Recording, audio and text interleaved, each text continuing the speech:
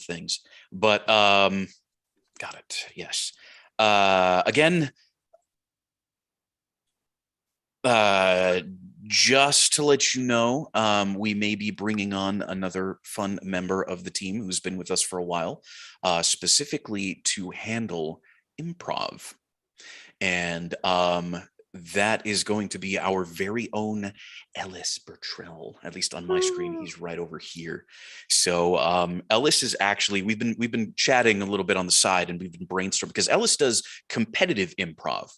And I feel that that kind of exposure to improv and that kind of expertise is something that we could really leverage for something cool. So we've got this big, massive document that he's put together. And we're going to be doing some more refining, particularly how to execute it on the mic check and make it really mic check quality, which is you can take something home from it, and it is something that's going to be workable and usable in your own regular practice. Sorry, it's going to be a new thing. Mic check quality. Yes, mic check quality. I want to make that very, very clear. Very clear. Mic check quality is a thing, and it is something that I hold very dear. Welcome, Marcia. How are you doing today? Well, how are you? Doing all right. You're a new face with us. Let me go ahead and give you a quick rundown as to how the mic check works, and then we're going to start. Okay. So, I did just one time a few months ago. Oh, you did? Okay. Do you recall what it was like? Taking turns approaching a script. Yes. Yeah. So, the way that it's going to, it still has Google Docs on there. Should have looked before pasting. So the scripts are in the chat right now. The way that it's going to work is we're going to have cold reads. So everybody's going to have a chance to read whichever one of the two scripts that we've brought today, which is another change that they'd like. Both of these are character work. They're animations. So take some time with it and have some fun. Then we're going to have a script breakdown. We're going to go through both of these scripts and talk about the characters, delivery, and all that good stuff. And then we are going to, thank you very much. Thank you, Nathan. And then we're going to go ahead and go back through that same reading order, except this time, everybody else on the mic check will act as your directors. Also, you who are joining us in Discord, feel free to use the no mic chat just above the chat room over there to share your thoughts and feelings about any of the script, to give us any kind of feedback that you like.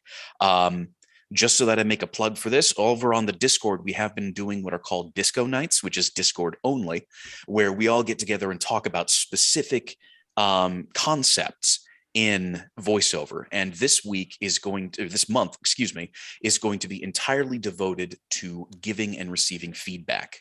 So that is our main thing this month. But Marcia, just so you know, again, we are streaming this live to YouTube.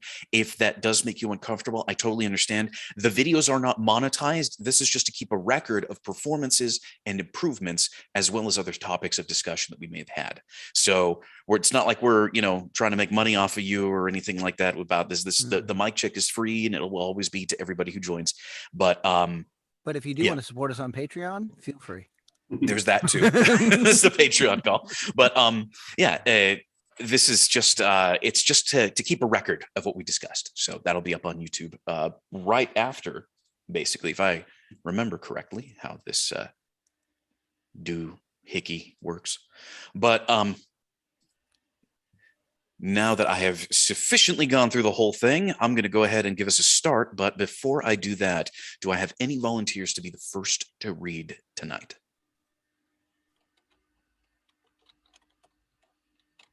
Oh, silence. Sorry, I was reading through the script and I got sidetracked. What was the question? The question is do we have anybody who's willing to read first tonight? Okay. Oh, Liz. Okay. I'll go. Awesome. There you go. All right. Well, you've already seen all the talking. She was snapping her fingers in front of the microphone. I thought she was having problems with her audio. No, I was testing it. Oh, got it. All righty then. Well, hey, welcome everyone to this week's mic check. If you were here prior to this section of the video, which likely you were, you've heard some of our awesome new announcements. If you'd like a link to the Discord, we'll provide that as well. But today we are doing something a little bit different than we've done before on the mic check. We are doing multiple character scripts. So people have a choice as to which character they want to do. It's kind of binary. Again, we limit the selection, the wide selection of scripts, just so that we give everybody we give every script an opportunity to be looked into and actually, played around with. So it's not because we don't want to hear from you or anything like that, but it's to keep things tight and focused. So without any further ado, Liz, why don't you go ahead and give us a read?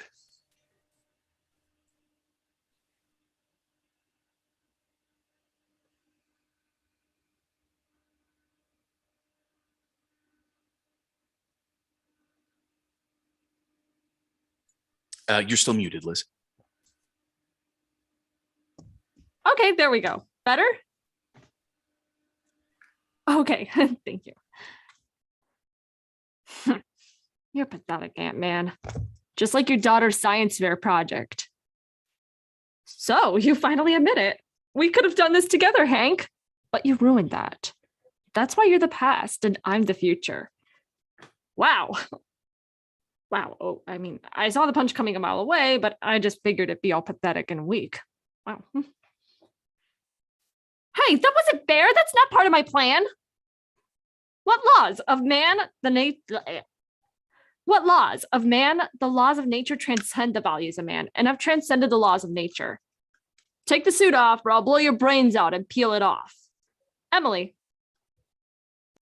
All right, guess it's my turn. Okay, let's see.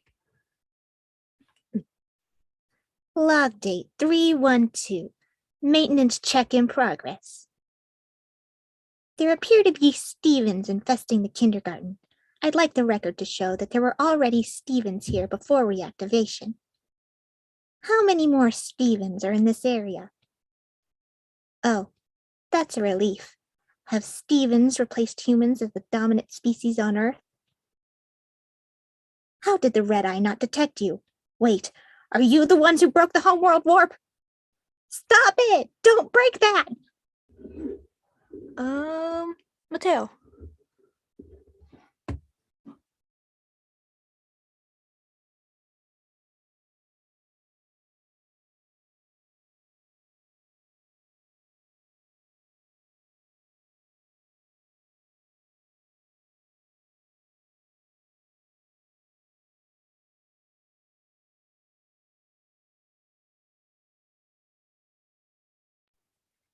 Mateo, you there?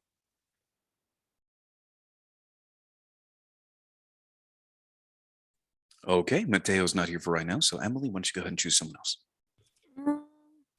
Is Carissa just here listening, or is she actually going to read? I think she's just here listening. Okay, Cece then. Okay, does my audio sound fine? Yeah. Absolutely. Okay, good. All right, let me get the... Okay. Log date 312, maintenance check in progress. There appear to be Stevens infesting the kindergarten. I'd like the record to show that there were already Stevens here before reactivation. How many more Stevens are in this area? Oh, that's a relief. Have Stevens replaced humans as the dominant species on Earth? How did the Red Eye not detect you? Wait, are you the ones who broke the homeworld warp? Stop it! Don't break that! I wasn't supposed to read Steven's part too, was I? No, that's fine. Okay. That's fine. All right, Nathan. You're pathetic, Ant-Man, just like your daughter's science fair project. So you finally admit it. We could have done this together, Hank, but you ruined that. That's why you're the past and I'm the future. Wow. I mean, I saw the punch coming a mile away, but I just figured it'd be all pathetic and weak. Hey, that's not fair. That wasn't part of my plan. What laws? Of man? The laws of nature transcend the laws of man, and I've transcended the laws of nature. Take the suit off, or I'll blow your brains out and peel it off. Emily. Emily has already read for us. went. Oh, yeah. Okay. Sorry. It's all right. I was busy doing technical stuff. Justin. Can you guys hear me? Yes, we can. Okie dokie.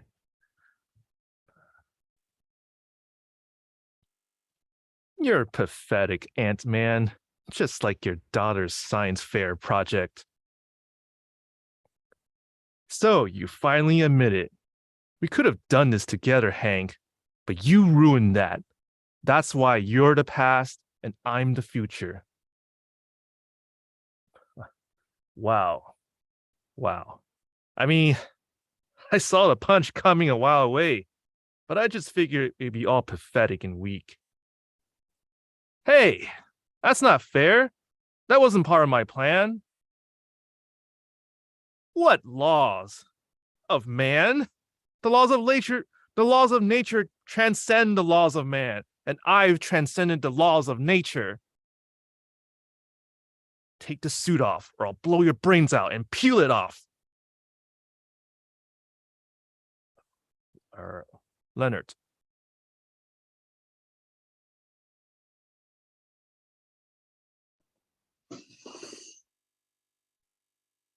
You're pathetic, Ant-Man. Just like your daughter's science fair project. So you finally admit it. We could have done this together, Hank, but you ruined that. That's why you're the past and I'm the future. Wow. Wow. I mean, I saw the punch coming a mile away, but I just figured it would be all pathetic and weak. Hey, that's not fair. That wasn't part of my plan. What laws? Of man? The laws of nature transcend the laws of man, and I've transcended the laws of nature. Take the suit off or I'll blow your brains out and peel it off. Mateo.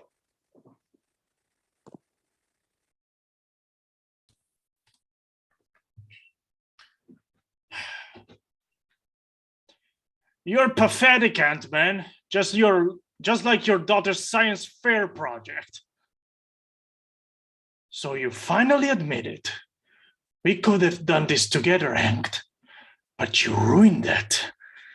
That's why you're the past and I'm the future. Wow, wow. I mean, I saw the punch coming a mile away, but I just figured it would be all pathetic and weak. Hey, that's not fair. That wasn't part of my plan. What laws? Of man? The laws of nature transcend the laws of man, and I've transcended the laws of nature. Take the suit off or blow your... Take the suit off. Take the suit off or I'll blow your brains out and peel it off. Ellis, I think. Oakley dokley. You're pathetic, Ant-Man. Just like your daughter's science fair project. So you finally admit it. We could have done this together, Hank.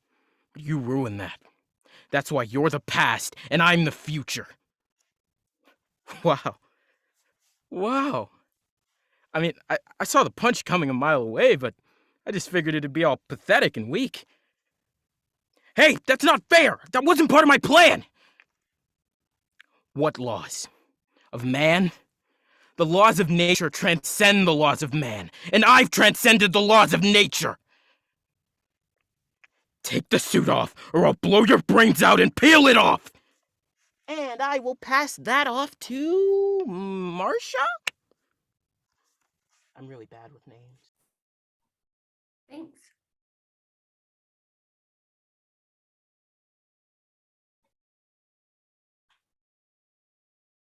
Log date 312, maintenance check in progress. There appear to be Stevens infesting the kindergarten.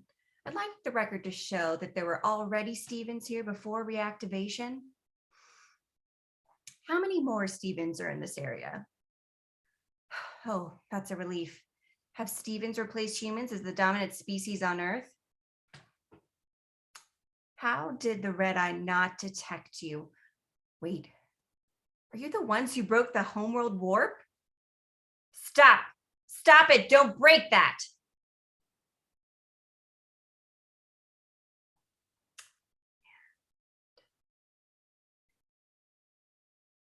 Okay, who's not gone yet? So by process of elimination, that just leaves me. Because Carissa is just observing for now, as is Lisa. Sorry. Anyway.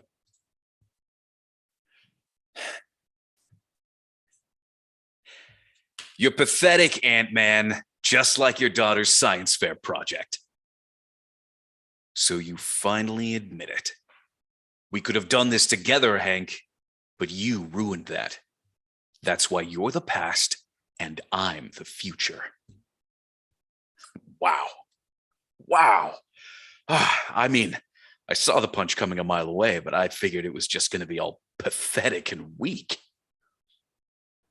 Hey, that's not fair. That wasn't part of my plan. What laws of man? The laws of nature transcend the laws of man, and I've transcended the laws of nature. Take the suit off, or I'll blow your brains out and peel it off. Okay, and Okay, I'll take the suit off. Gee. it's supposed to be that way. Come on. It was good. Russ just entered the room. So. Yes, a wild Russ has appeared. Can you hear me? Playing Pokemon. Yes, we can hear you. Oh, So I've got the scripts posted into the chat. So if you'd like to give us a read with one of them, you're just in time to be our final reader. Oh, okay. You're our final reader. By the way, Russ, good seeing you again. It's been a little while. Seeing you, yeah. I've been in Colorado. Oh, okay. All We right. bought some land there. I'm trying to develop it a little bit. Nice. Great beard. Yeah. Have y'all guys heard of The Chosen? It sounds Yeah. familiar. It's a YouTube thing about Christ. We're going to be in the movie, but Oh, very cool. I know Jesus is going to something. feed the 5,000, and we're going to be one of the 5,000. Fantastic. Nice. All right. Well, whenever you're ready, go ahead and give us a read. You're pathetic, Ant-Man, just like your daughter's science fair project. So you finally admit it. We could have done this together, Hank, but you ruined that. That's why you're the past and I'm the future. Wow. I mean, I saw the punch coming a mile away. I just figured it'd be all pathetic and weak. Hey, that's not fair. That wasn't part of my plan. What laws? Of man? The laws of nature transcend the laws of man, and I've transcended the laws of nature. Take the suit off, or I'll blow your brains out and peel it off. All right. I'm wondering who's Is there going to come in more? Okay, next. Cool. No, we're good. We're good. Okay, thanks. Awesome. Okay, well, let's go ahead and get into the scripts. So let's start with the Steven Universe script with Peridot? Which one? Peridot. Peridot. All right, cool. So I love that on the actual front page of the script itself, and again, we'll have links to the script available. If you're in the Discord, they are in the weekly script channel, and they have been posted into the chat if you're on Zoom with us. So the very first biggest thing that it's got here is natural quality voice, not cartoony. So there's clearly a direction that they want you to go with this. It's also got a character side here. So age early 30s to late 40s. Everybody has a wide variety of voice types at different ages. So I don't think that trying to sound older than you really are is really necessary. I think it's more of a frame of mind that it's trying to reference. So something that's a little bit more mature and put together. I think that's what the age range really is trying to show, rather than a voice type. It continues to say she's a high-ranking female technician in the Gem military. She's cold and exacting and always very focused in her work. She can be harsh and abrupt to the point of being mean. She should sound intense, almost on the verge of sociopath. Because she is so totally humorless, it is surprising when she gets caught off guard. So that is the background for Peridot. And so clearly here, she fills the same kind of role as Spock, it would seem. Something who's, well, I mean, similar role, maybe not the exact same, Not but to similar the role as extent of Spock. logic, but yeah. Right. But definitely very focused, very, very on point, and takes whatever she does very, very seriously. So notes for the scene itself say, in the following scene, she's on a mission from the Gem homeworld to Earth and is genuinely unfamiliar with human behavior when she encounters Steven. It is her first interaction with a human boy. She's recording herself as she's interacting with Steven. Okay. So we have somebody who is more mature, very focused on her work, and very much so wanting to get through, with what she has to do, encountering something she's entirely unfamiliar with for the very first time. Yeah. This is clearly a comedic scene. Like, they're trying to be humorous here.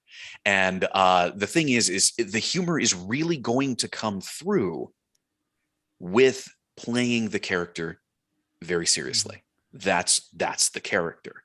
So voice doesn't necessarily matter, but we want that sort of personality print of being a little bit more serious versus being cartoony or silly. Yeah.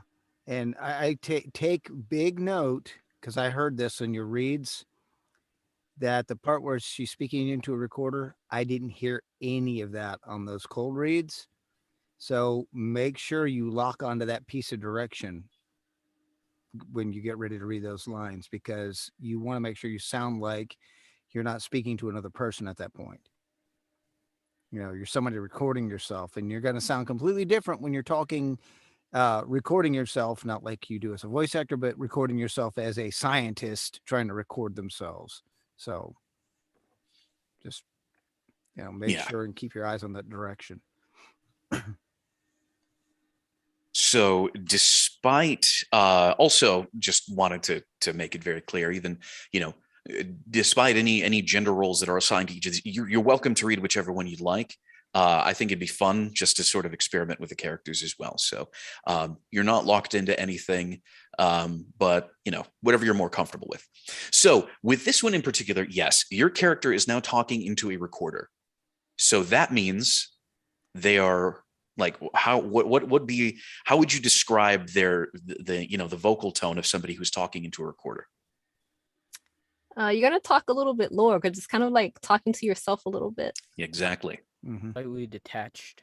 More Slightly precise detached. in your More precise. tone. Very A little serious. clinical. Yeah, very serious. Yeah. And if you've Yeah, ever kinda. been around an engineer for more than 5 minutes, they're very mechanical when they do stuff like that. Okay. That's important. Yeah. Yeah, I'd use a mental lead and like, note to self, there appear to be Stevens. Yeah. Lead-ins and little Yeah. extras are fine. Again, you can always cut them out afterwards. Those are a really useful tool to have. Incredibly useful tool. Anything else? What when you think of somebody who's really, really serious making notes, what are some things that what are some character things that you could imagine kind of define how they look at things? That was really vague. Let me hang on. No. I'm just rehashing questions. Let me clarify that a little bit more. Yeah, let me be a little bit more precise. Let me do that. So the first joke lands pretty quickly. So what is the first joke in the script? There appear to be Stevens infesting the kindergarten. So she's confusing Stevens as something different than human beings. Right. So yes, instant, quick assumptions. Yeah, it's So the there Planet is- Houston thing from the Superman movie. Or from The Lion, the Witch, and the Wardrobe from Spaum, if any of you remember that. Yes. Oh, Um, yes. C.S. Lewis threw that in quite considerably at the beginning of the book. So there is that to consider. That the very first joke lands right there with the assumption that Stevens and humans are completely separate. So the rest of it needs to work solely on that assumption. There's also a double bar in that first line after Steven. What is the point of that? Why is that even there? Talking about the Double quote? bar. Because Yeah, the double dash. I think she's Double caught dash. off. Oh, Because she's caught off guard. No, I think it just Something is going on in the background. I think it's just to give the prompt for another tone or just another phrase. separating mentally the two. Tone shift, attitude shift. It's a tone shift. Tone shift. Yeah. So in the Discord, we've got somebody who posted a pregnant pause. It's pretty close to it, but yeah, it's more of a tone shift. So the stuff above that or before that is the official, is something very official. There appear to be Stevens infesting the kindergarten. She's making that note very clear. And then it's sort of a tone shift to more of a personal note. I'd like the record to show that there were already Stevens here before reactivation. So that's something that I think is real that could be useful is that when on the double dash going like as he like taps the record again, maybe. Don't add your own sound effects to a script. No. I don't mean like literally, but just imagining it to get the tone shift. Well, it's kind of more of a personal aside. Yeah. So it's kind of like, everything before those double dashes is an official note, and everything that it's after the double dashes is like a personal note. Body language wise, I would put your hand up to your mouth like you're holding a personal voice recorder. Yes, absolutely. Always use your body. Always do that. It will radically transform the way you deliver any script, whether it's theatrical or commercial. Any script will change based on your body language. When you're reading it, Mike, Stevens is in double quote. I didn't hear you bring that out at all. Do you feel like? Right. I think for these first two, yes, you can bring that out. But afterwards, I think you just replace Stevens with humans. It's just kind of like they've adopted Peridot has already adopted it as their natural lingo for interacting with Steven. Mm-hmm. So yeah, at the beginning, it'd be, there appear to be Stevens infesting the kindergarten. I'd like the record to show that there were already Stevens here before reactivation. How many more Stevens are there in this area? Speaking of him as if he's a species. Exactly. Definitely. What do you mean by reactivation? What is reactivation referring to? It's referring to that machine she's working on. So in the context of the show, this area they're at is essentially like a cloning facility. So reactivating the plant, so to speak. Yeah. So if you look at the top of the page, the scene notes say Peridot is in a remote area going through her equipment. She has just fixed the homeworld warp and has no idea anyone else is around. So it is reactivation of the homeworld warp. That's what she's referring to. Oh, yeah. Is at the top? It's after natural quality voice, not cartoony. Okay. Blah blah blah. Oh, okay. I would dare to say initially there was probably storyboard right beside all of this. Oh yeah, 100%. Definitely. 100%. Showing the emotions, showing her holding the voice recorder, all the whole works, Well, yeah, generally when it comes to actual, Western animation, they will usually do they'll block out the scenes and get timings down by having the actors come in and act out their parts with just really generic animation at the same time. I'm sure you've seen that in like the behind the scenes stuff of animated shows and the like. So done it myself. Yeah. So it's like a bird. It's definitely going to be like blocked out. But yes, if you read the scene notes, Peridot is in a remote area going through her equipment. She has just fixed the homeworld warp. So before reactivation is referring to before fixing the homeworld warp and turning it back on. Yeah. So the rest of this is changes, it seems, after that speaking into recorder line. So we start off with after the I'd like the record to show that there were already Stevens here before reactivation. Peridot is no longer talking to the recorder, as you can see, to Steven. And then it's just a back and forth interaction. So you are interacting with somebody else in the scene after that point, no longer talking into the recorder. So I would suggest really playing with your microphone placement and really playing with your volume in this. So when Peridot is talking into the recorder, you might want to be a little bit more quiet, a little bit more directed. Try not to block the microphone. Maybe keep your hand slightly off to the side, so it kind of looks like it. But definitely change where you actually deliver from. You're going to want to be maybe a little bit closer, a little bit more serious, and then you're going to want to back off to actually talk to Steven. So it sounds like you're in two different places. Either that, or you can just do whatever you want to. I don't know. I'm not the master of this stuff, but I think it would make an interesting contrast if that's what you were going to go to. Yeah, I should say that. My word is not the end all be all, but it is just a suggestion. Hopefully, it is here.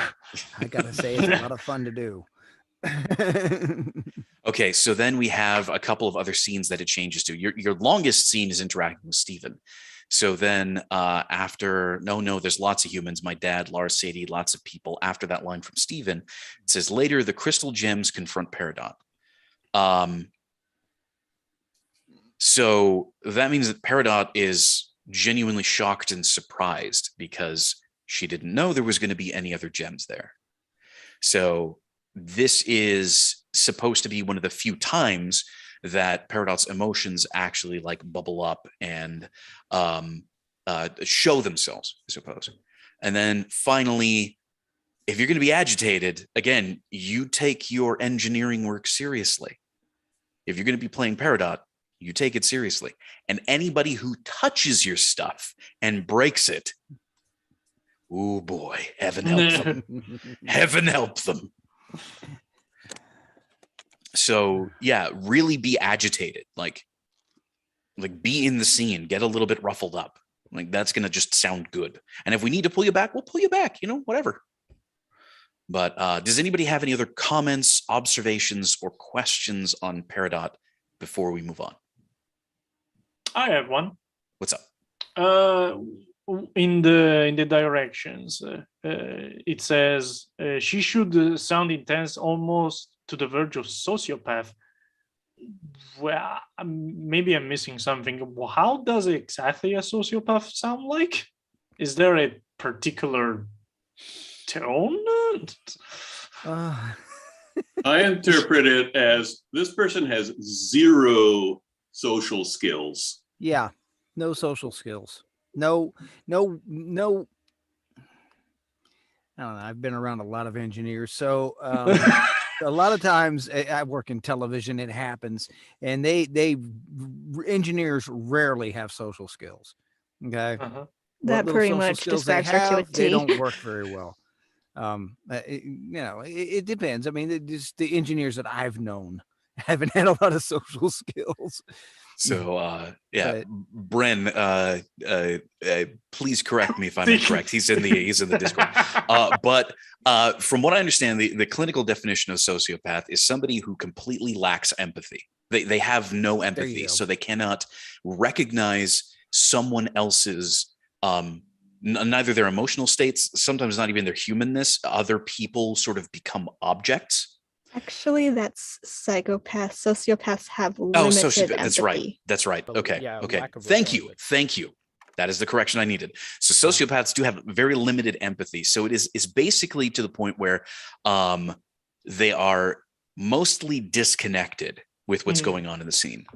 So I imagine this goes along with the analytical. I'm taking notes of everything, but I'm treating everything as data, not as people or exactly. Yeah, did you ever watch lack Big Bang of Theory? regard for other people? What, Nathan? Or at least a Think lesser of Big Bang Theory.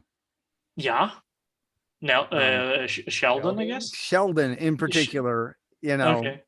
that's the type of character type right there, Sheldon. Okay. Okay. It's kind of like Roger. we'll say stuff and it's like, do you know you just hurt their feelings?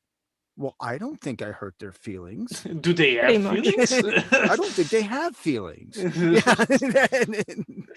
Sheldon There you also go, don't Sheldon, really right sound there. agitated Okay. very much. They don't really Mhm. express like angriness or extreme emotions. That's what I think too for someone that's antisocial. Mhm. Well, I would imagine that antisocial people have less connection to other humans, more connection to other things. Yep. So things that they've made are special to them, but relationships that they've made are not. They're less important. We got ignoring social norms, antisocial, lack of conscience. It's that sort of it's just really, again, we're going for clinical and disconnected. That's the general consensus, general context. Just have Peridot be a version of Sheldon, basically. And who or what are the Personality-wise. crystal gems? The crystal gems are other characters that are like Peridot. They are based on different crystals, and they are part of Peridot's same race. So they're not a bunch of floating talking crystals. No. This They isn't look an kind episode of Star Trek. humanoid, but yeah, they're the quote unquote good guys. Oh, this crystal gems. Yeah. So the sociopath is a good guy. Okay. No. Interesting show. Well, yes, but no, she's complicated. Got it. Yeah, okay. Well, anyway, so is there anything else? Any other observations, questions, notes, anything about Peridot? I interpret and this could be just me, but I interpret Peridot as talking fairly fast because she's driven to do her work and she's efficient. Okay. I would say that's more of a performer choice. So each individual performer is probably going to reach that same goal in their own way. But again, when you tell somebody to read things really fast, there is a fine line that you're going to reach where it just becomes too fast, and it's difficult to say so, or it's difficult for them to continue, or it will be difficult for them to continue that way for too long, and it's difficult to understand exactly all of their meanings because they're moving through it just too quickly. So I think the minutia of these characters is up to the performer. But again, we're going for cold, clinical, very analytical style of serious delivery. So let's go ahead and talk about the Yellow Jacket, shall we? So the description for Yellow Jacket reads, 40s, before becoming a supervillain, he took over Pimtech from Hank, effectively kicking him out of his own company. Bent on creating military technology from Pym particles, Yellow Jacket constantly finds himself at odds with Ant-Man, all while having the same tech and abilities. He is a power-hungry, unbalanced super genius bent on getting revenge. Now, this is really, really unique and interesting to me because it says power-hungry, unbalanced super genius bent on getting revenge. This is, in essence, the exact opposite of who we just talked about. So he's Elon Musk. This guy's off the rails. we got a note in Discord. So he's Elon Musk. But this character in particular is almost like the antithesis of Peridot in a way. His emotions are going to wildly fluctuate, and they're usually going to be on the violent side. So this is an opportunity to sort of let loose more, because of course, all of this, if we read the prompts before each of the lines, it says, going from top to bottom, taunting a defeated Ant-Man, intimidating, pompous, smug after getting punched by Hank, complaining or whining, defensive, desperate. Each of these things is an action. All of these are sort of taking place within action happening between this character and another. So there's clearly either a fight going on or there's an active scene happening around you that needs you to bring that to life too.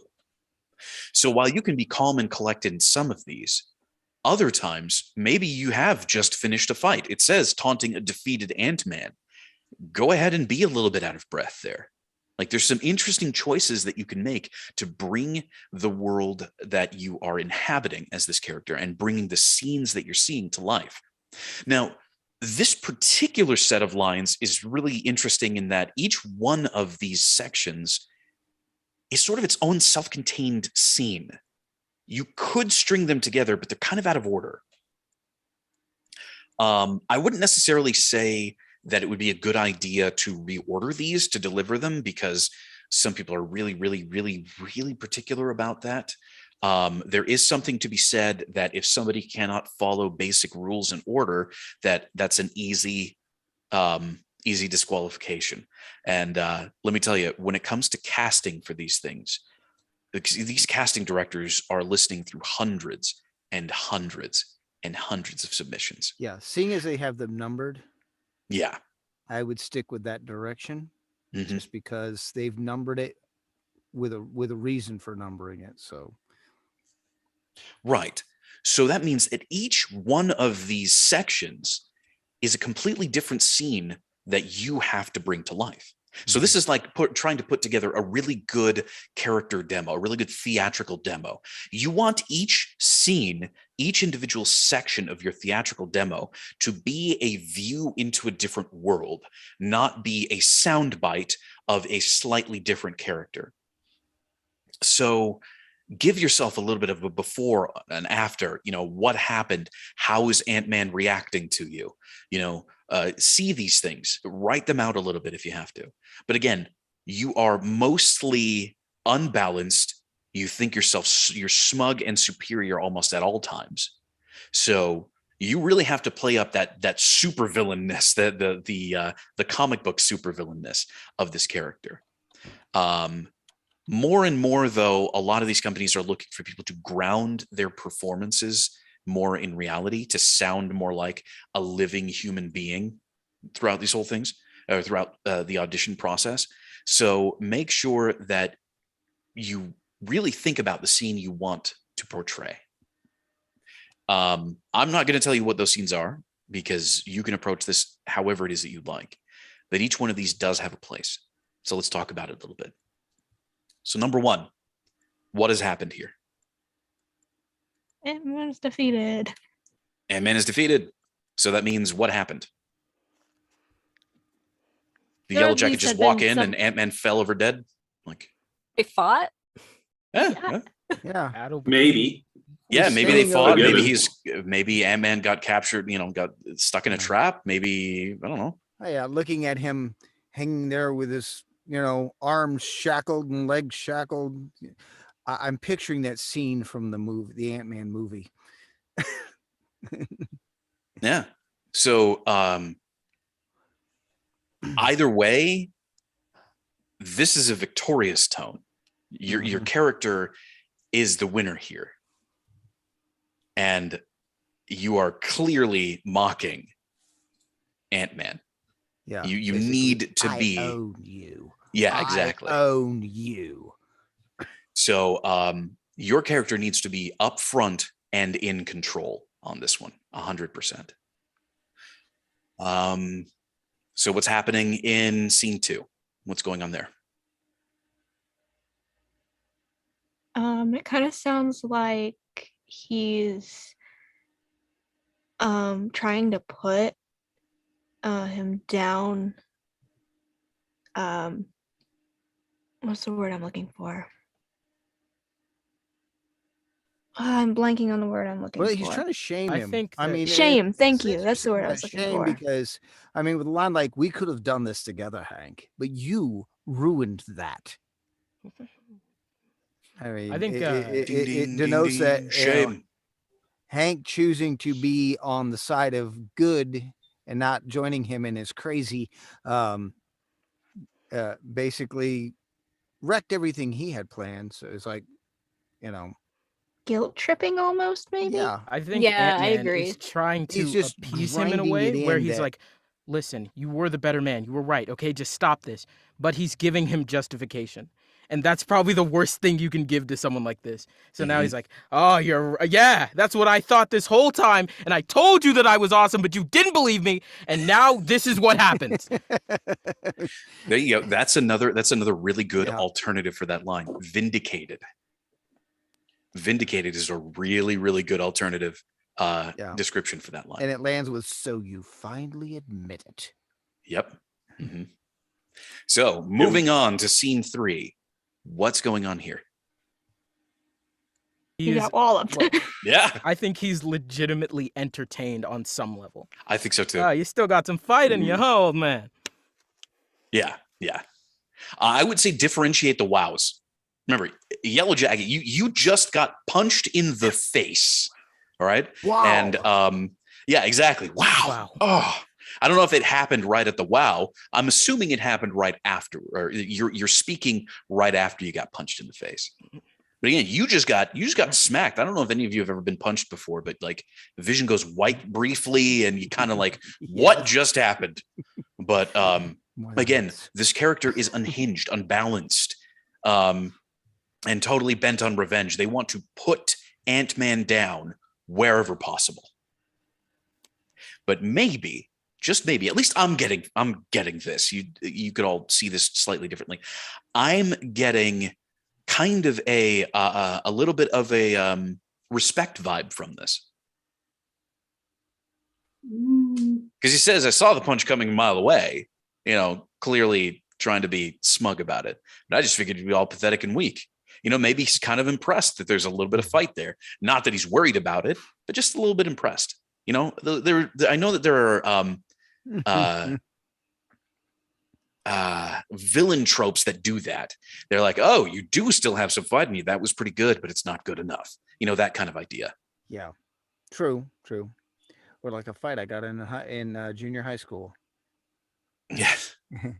After landing a very well-placed kick, well, he complimented me on it, even though yeah, exactly. So maybe, we got a suggestion for the Discord. Maybe the punch landed a little bit stronger than he expected. Still not worried, but you can have that little bit of deference there, It's like, gee, I didn't think your puny self could give you that much force. That's important, Okay. Fife. You're strong. Next one, scene 4. What happened before, what and during? What's going on here? Something went wrong with his plan. Okay. I'm thinking maybe he even got betrayed or something. Or at the very least, he's having some sort of revelation. Something that was completely unforeseen, maybe something he overlooked because it was beneath his notice at the time. But now he's like, oh, geez, maybe should have paid attention to that. Well, at least somebody threw a monkey wrench in the works. I mean, comic books are full of that. Yes. Comic books are full of the hero throwing the monkey wrench at the villain. Curses fold again.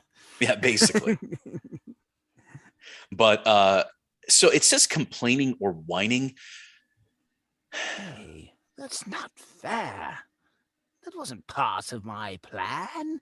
So the thing is I'm thinking this could go two ways. Since your character is described as being unbalanced, you could go really childish with this one. And I mean really childish with this one. Hey, that's not fair. Or you could just start getting angry. Because let's face it, sometimes when you're complaining and whining, anger kind of fits the bill. If any of you played Elden Ring or anything with any kind of super difficulty, just imagine the boss offing you with one hit. I've got words about that, but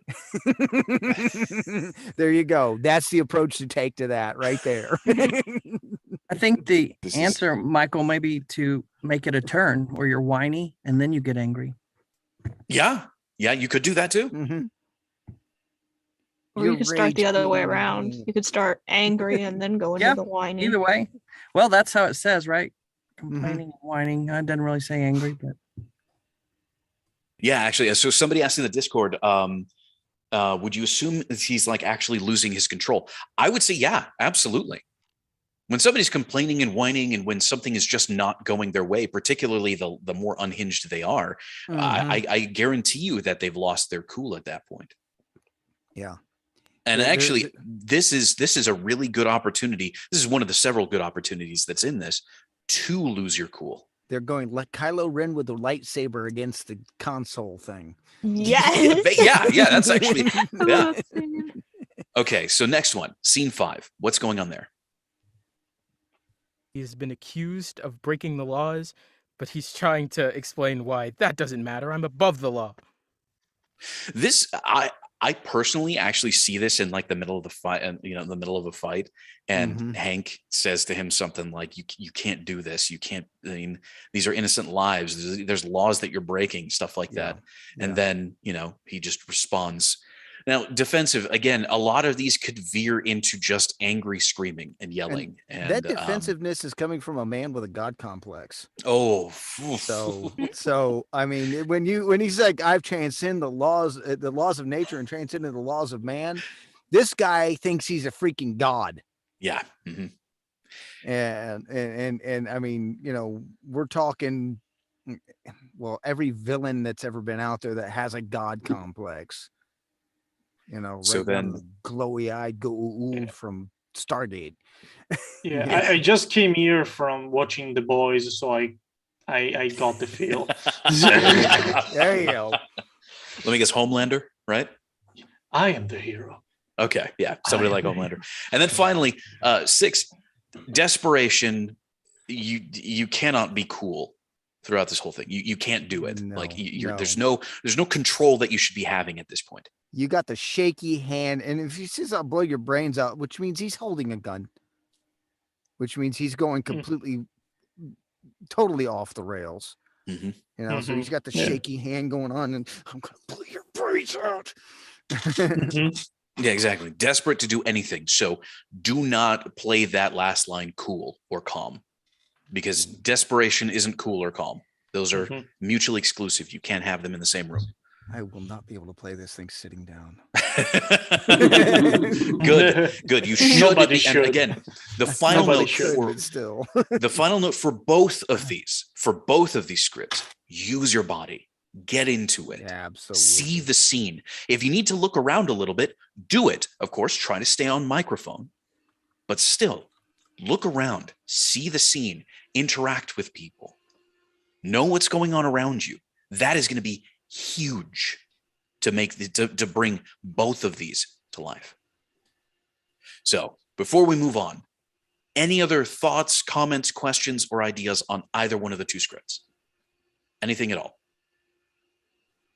I'm just trying to pin out exact location for each of the Yellow Jacket scenes. I mean, the Peridot ones are pretty obvious. She is in the playground, but for the Yellow Jacket scenes, maybe one is on the rooftop as a helicopter is flying away. Just one is in the lab. One is while he's shrunk. Is there any point where he is shrunk? How far away is the other person? Just where are they? Because environment tends to change how you interact with the person. Absolutely. I completely agree, but we only have context enough for just a few of them. The rest you're going to have to fill in. Okay. So for instance, with the Yellow Jacket, of course it's Yellow Jacket. We're talking about Yellow Jacket. For scene 6, scene 6, I could imagine this being really, really up close. Yellow Jacket is trying to pull the Ant-Man suit off of Hank, physically trying to remove it. Yeah. Let's see. Taunting a defeated Ant-Man is also seemingly in close proximity, whether that is in a room or whether they're shrunk and just really up close together. Either way, it's in close proximity. Smug, after getting punched by Hank, is also in close proximity. At least I would assume so. Yeah. But intimidating, the lines 2, 4, and 5 are up to you. You create the scene, but make solid choices and stick to those choices about the scene. Ultimately, the setting since there's not as much information here, the setting doesn't necessarily matter as much as you making that decision, sticking to that decision, and bringing that decision to life. Mhm. So this one is less defined in its location than the Peridot one. Yeah. Okay. Anything else? Nope. Cool. All right, let's get into it. Excuse me. I did not mean to whack my microphone. So we are going to go ahead and start off the directed reads now with Liz. Liz, whenever you're ready, go ahead and give us a read. I'm going to have to step away for this first one, so please forgive me. But yeah, go ahead and read for us. Okay. You're pathetic, Ant-Man. Just like your daughter's science fair project. Ha! So, you finally admit it. We could have done this together, Hank. But you ruined that. That's why you're the past, and I'm the future. Oh, wow. Wow, I mean, I saw the punch coming a mile away, but I figured it'd be all pathetic and weak. Hey, that's not fair! That wasn't part of my plan! What laws? Of man? The laws of nature transcend the law of man, and I've transcended the laws of nature. Take the suit off, or I'll blow your brains out and peel it off.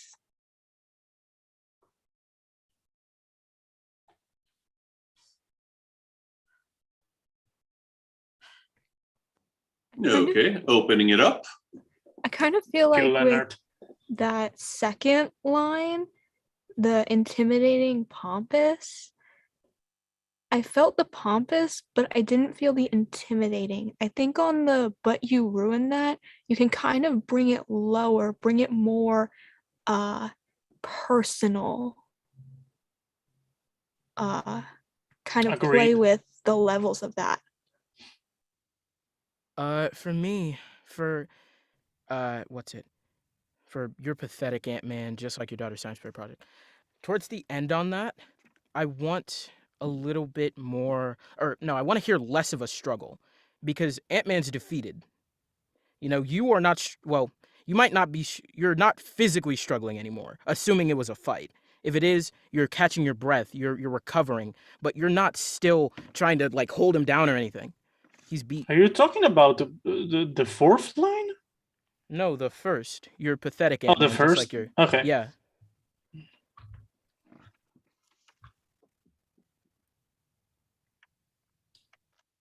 My overall note for the whole thing was I want to hear a bit more of a God complex. So you're the best, you know you're the best. The other, whoever's up against you is not somebody you'd consider serious competition. Oh yeah, once in a while they get a slight victory and you have a minor setback, but you're gonna crush them and you know it. Actually, Actually? adding to that, no, I just like it was something that popped into my brain. Adding to that, specifically for line 2 and 3, I want you to come at this as a protagonist who knows they're a protagonist. You know what I mean? Where that sort of Did you arrogance of mean like antagonist? Ellis? no, I mean protagonist. In Oh, his mhm. mind, I want Oh, you to okay, assume okay. that you're the protagonist. Like this is Yeah. about me. I know what's going on. I am the top dog. And especially for line 2, for the "but you ruined that," you know, you didn't do anything wrong. Yeah. He was in the wrong to not side with you. This is all his fault. I Everything get that's that. happened is on this person's hands. Yes, You screwed because up and now you're gonna lose. This man thinks that everything he's doing is right and righteous. Like most villains. Mm-hmm. I generally speaking wanted more, basically more of a manic tone, or because this guy's like obsessed with Ant-Man, like many like villains from comics, because like the hero many times the hero have screwed up the life of the villain, like in Spider-Man or in this case in Ant-Man and such. So they're literally obsessed. Like they can't stop thinking about. So when they interact with the hero, they normally are. I mean, not to that. That's probably more of a Joker vibe. You've made me who I am. Yeah. You see this? You've made me who I am. This Yeah. is your fault. Basically, emotionally unstable is what I'm going for. More manic, generally. Yeah. Okay. And on number 4, it says complaining and whining. I didn't really get any of that from. I just got more anger.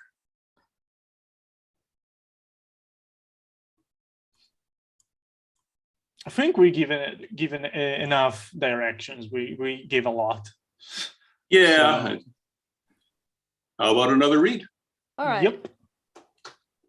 Okay. Take your time, Liz. Would it be better if we did it line by line? No. Mike, what do you think? I would take it as a whole again for now. Yeah. All right, let's hear it.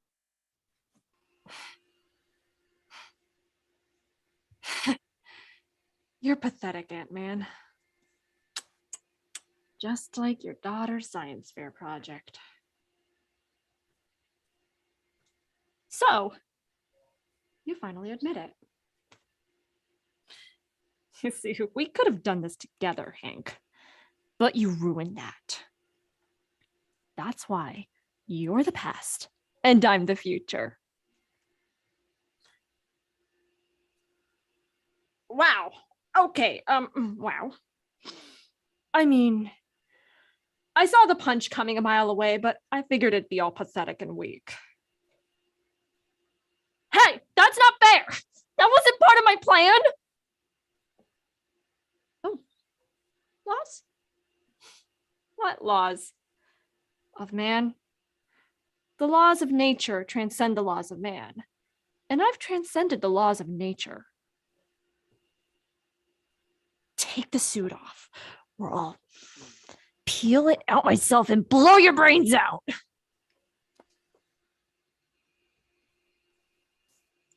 All right, opening it up. What did everybody think? So the thing that's standing out to me is on line 3 with that, I mean. I got from that was more of an like, oh, I let my thing drop. I mean, but I think this character in particular, I want to try one where it's, you know, it's more of a casual, I mean. For example, if someone was talking and they're like, yeah, and then he punched me. I mean, like, it's not that big a deal, but like, geez, right? Yeah. You know, it's a very casual, I mean, I feel. Coming from somebody who's taken a real life punch or two in my lifetime, when you get punched, you're surprised, you're shocked. Wow. So there's a couple of seconds of, whoa, what just happened to me? I mean, wow. And that's got to come out in your read. Wow. Wow. I liked the shift in line 2. It felt a lot more intimidating and it gave me chills, honestly. Yeah, I think she got the intimidating. And line 4 was good too. Did a great job. I really like line 4.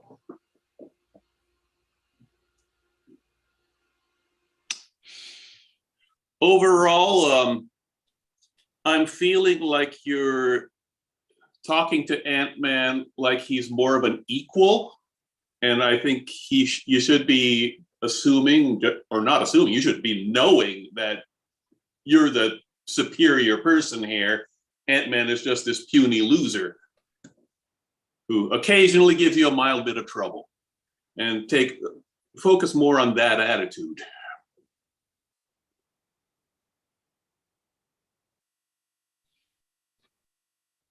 Okay, so give us the lines again, but with more of a superiority complex. Superiority.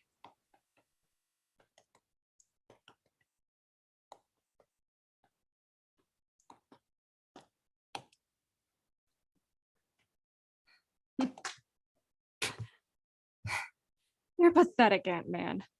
Just like your daughter's science fair project. Oh, so you finally admit it. We could have done this together, Hank. But you ruined that. That's why you're the past and I'm the future. Oh, wow. Wow. I mean, I saw the punch coming a mile away, but I figured it'd be just all pathetic and weak. Hey! That's not fair! That wasn't part of my plan! What laws? Of man? Look, the laws of nature transcend the laws of man. And I transcended the laws of nature.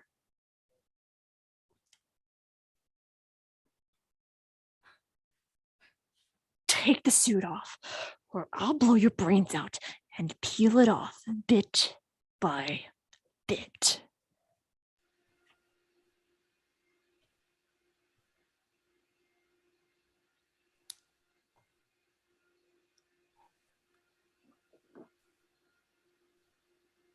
Got it. Sorry, I need to. Anyway, opening it up. What did everybody think? That last bit, it was like that all up in your face, hushed tone, gun pressed to the head thing going on there. That was really, really well put together. Just bit by bit. That add-on right there, it can be lobbed off, but it helped it to work together. Oh, sorry. Was someone else talking? Or I was just saying that I was feeling it for the most part. My only issue is the last. I just want to present these as, again, two choices. Take the suit off, or I will peel it off. I want a little more emphasis on take and peel. Ultimatum. But otherwise, I'm So vibing. put take. Mhm. Okay. Take It's two choices. Off, or I'll you can do peel this it the off. easy way, or you can do this the way where I shoot you and steal it. Like that kind of vibe. I really like the first four. On the fifth one, the I've transcended the laws of nature, you sounded almost thoughtful there. More clinical and thoughtful. And I'd go more for like grandiose superiority complex there. I've transcended the laws of nature. There's a bit of a boast in that I've transcended the laws of nature. Yeah. Again, I God am now a complex. god. Yeah. Yeah. I think And on number 6, I didn't hear desperate there. I heard menacing. 100% agree. Yeah, 100% well, agree. Generally, I think what you're doing, Liz, is that you're going on like braggish, confident, and like braggish, if that's even a word. But like, but we need to step it up to, again, basically, I'm God, you're all ants, I'm all powerful, and etc. etc. Liz, have you ever seen that meme where it's Eggman? He's going on this speech and he's like, "I'm gonna go higher. I'm pissing on the moon." This goes somewhere. I promise. Okay, there's one. I need to see that now. So I want you to Post in the approach Discord when we're done. I will totally do that. I want you to approach what's it? Oh, which one was it? The Laws of Man, that one, line 5. With that, he's so in this thing. He's kind of like, he's going on about how like everyone's always thinking so small. Not me. I'm thinking bigger. I'm gonna go higher. I'm pissing on the moon. It's that kind of vibe. It's sort of the ramp up of like, you're all nothing, not me. I'm better than all of you. I can piss on the moon. I will send. God is not bound by human laws or even nature's laws. Yeah, again, really grandiose. And when it comes to the desperation, like you're too calm and collected. This is so that you are millimeters away from having the thing that you want, and Ant-Man is standing in the way of that.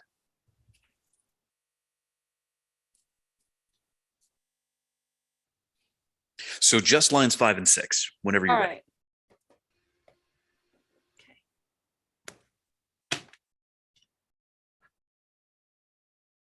What laws? Of man? Listen, the laws of nature transcend the laws of man. And I've transcended the laws of nature. Take the suit off, or I'll blow your brains out and peel it off. More like it. That was more like it. Caught the Awesome. desperation That in was line more 6 like it. there. That was Mhm. fantastic. Yes, I like how you use your body bigger, grandiose. Like, even if that's all you did was just spread the arms apart, it worked. And before I've transcended the laws of nature, I heard that implied, I am a god. All right. Good job. Good Let's job. go ahead and move it along. All right. Emily, you're up. Whenever you're ready, go ahead and give us a read. Alrighty. Oh, dang it. My phone scrolled away from the. Hang on.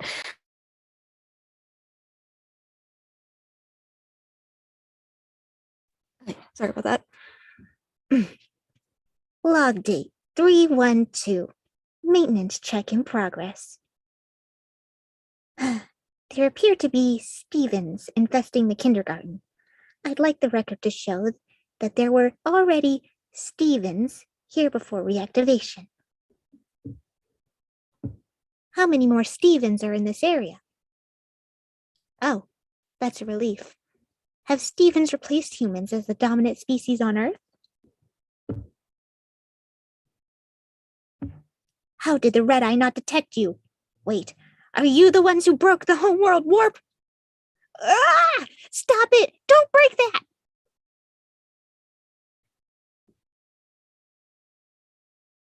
All right, opening it up. What did everybody think of those lines? Did Emily hit the directions? So my thing is I noticed you hit reactivation a lot harder than before. I want to hit before because it's like, they were here prior to my arrival, prior to the reactivation. The reactivation kind of matters, but not really in this message, I don't feel. Okay, so more before reactivation versus before reactivation. Yeah. Okay. And then also, I want to try one where it's just you talking, because I'm noticing, especially at the end, you're slipping in this voice you're doing. I want to see how it'll change if it's just you with no alteration. So Yeah, also because the directions said no, not cartoony. I don't know if the alteration in the voice it classifies as cartoony, but I guess it's a complementary part. Yeah. So Emily, you're a fan of the show, right? You know Yeah. this character. You know what's going on. Okay. Yeah. Okay. So here's where you're going to have the biggest struggle with this. This is emulating your her voice. character. You are not impersonating a character. Okay. You are creating a character. Okay. So first and foremost, get into the character's mindset. What is happening around them? What's going on?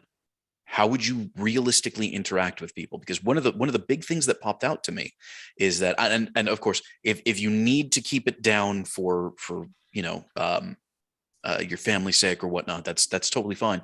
But with the stop it, don't break that.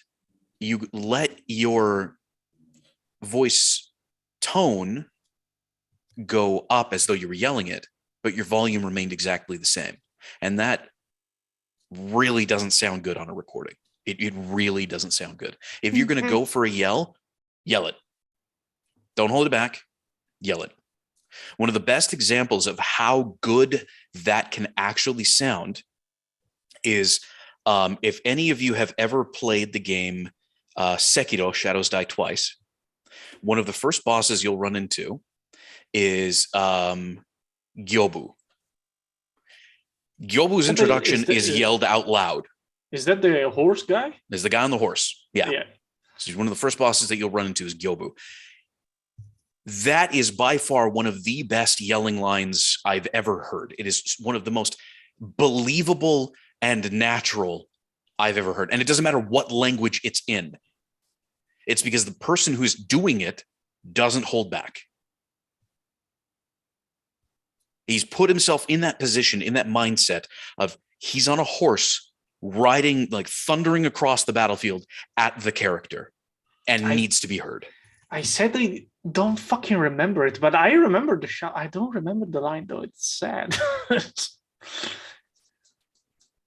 He just introduces himself. He just says, "My name is Gyobo Masataka Oniwa." And that's it. And then the fight starts. But he yells it out loud. And again, even though it's a small, short line, it is one of the most, for any of you who are in the Discord right now, it is posted in the No Mic chat. It is one of the best delivered lines I have heard in recent history when it comes to realism and yelling it and yelling out. So don't pretend like you're yelling. If you're just going to be like sharp, you know, if it's in close proximity, then just be sharp. Stop it. Don't break that. You know, but if you're going to yell it out, yell it out. Stop it. Don't break that. You know, don't shout at your wife though. Yeah, it's like you're yelling at your kid's sister or brother or something like that. Basically. I will keep that in mind. They're trying to break your toys or oh, even worse, they're getting mad and throwing your game controller against the wall. I will keep that in mind. Well, it's just again, it's all about bringing the scene to life. It's about inhabiting your character. What that means is seeing what's happening around you, the distances between yourself and another person, and how you would talk to that person. If you were really close to somebody, of course, you're not going to have to talk too loud. They're going to be able to hear you. But if you're a little farther away, then yeah, maybe you'll have to bring the volume up a bit more. And if you're really far away, you're going to have to call to them. Yeah. So on the do it. And after you, it's fine. Yeah. On the agitated line, I'd say treat it like you're angry at somebody who's doing something stupid, and not as you're helpless when some bad guys are breaking your stuff. Yeah. That actually sums up the scene pretty well. Well, there you go. And then another thing to keep in mind too, these aren't people you know well who you're going to give some slack to. These are strangers who have come into your place of work and are disrupting things. Yeah, again, even if you're familiar with the scene, do not impersonate the scene. Don't do it. Will do or not do, whichever. There you go. Do not do. Do not. Yeah, do. Do not. I've never seen the show, and I'm going to be directing you, so I could be directing you some completely different direction from the way the show went. That is true. The other note I had was when you were talking to Steven, you were sounding like almost sociable and pleasant with your tone of voice, and I'd like you to go like almost robotic with it. Okay. All right. Whenever you're ready, go ahead and give us another take.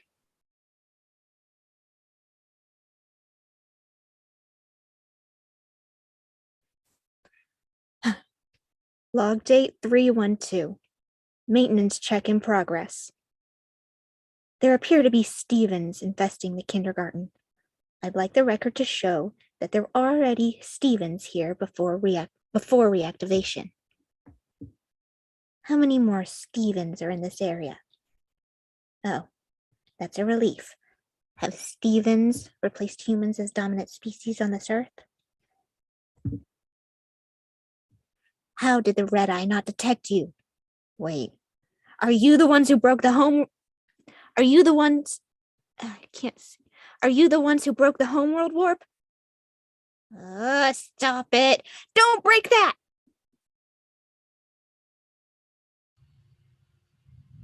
All right, like opening it up. That sense of aggravation opening up with that, oh, stop it. I have one note, and it's to differentiate between when you're talking to the recorder versus when you're talking to the recorder versus when you're talking to Steven versus when you're talking to the crystal gems, because you have a different relationship with each. The recorder, you have a more intimate relationship because, as we mentioned earlier, you have more of an attachment to the object than you do the people that are coming in. Steven is a complete stranger, and I'm not sure if he's wrecking anything. And the crystal gems have been wrecking stuff. So your relationship to each person is different in the scene. So portray that. The only thing is I can't get closer or farther away from the mic, so I don't know if that changes anything. Well, I mean, you can probably just slightly turn your head if you need to. Just to, help you to adjust and modulate. You just slightly turn your head. For which part? Well, it's like if you're going to do something further away, just turn your head a little bit away from the mic. Which That'll would help be you to modulate it. the recorder part? Like when you're yelling, stop it, don't break that. Oh, okay, okay. Because you're yelling at somebody off in the distance anyway, so it's going to just adjust just a little bit. It's a slight adjustment, not a major adjustment. Don't put your head completely away from mic like this, but just enough to denote, you're across the room. Because, the microphone will pick up on that modulation. And also, too, when you're speaking to the recorder, hold your hand up to your face like you're talking into a recorder. I have been. Okay, very good. So just, kind of like, just push the button on that fake recorder before you speak and then let it loose. And then, of course, if you're going to be talking to Steven, just kind of like act like you're having a conversation with somebody, because you're talking to a person. Even though you're more mechanical of a mindset, you're still talking to a person. So it's going to be a little bit different, just a shade. So anyway. All right, My whenever you're ready. thing was my thing was just on how did the red eye not detect you? I want a little more genuine curiosity in that, because you didn't know these guys were even gonna be here, and this device isn't detecting them. You aren't necessarily, thinking that, oh, this is a threat immediately. It's just like, what? How did you guys get past the detector? And then when you realize, wait a minute. This thing was broken when I got here. I didn't know about you guys. And you put it together and it's like, are you guys the one who broke this? Okay. All right, one more time, whenever you're ready.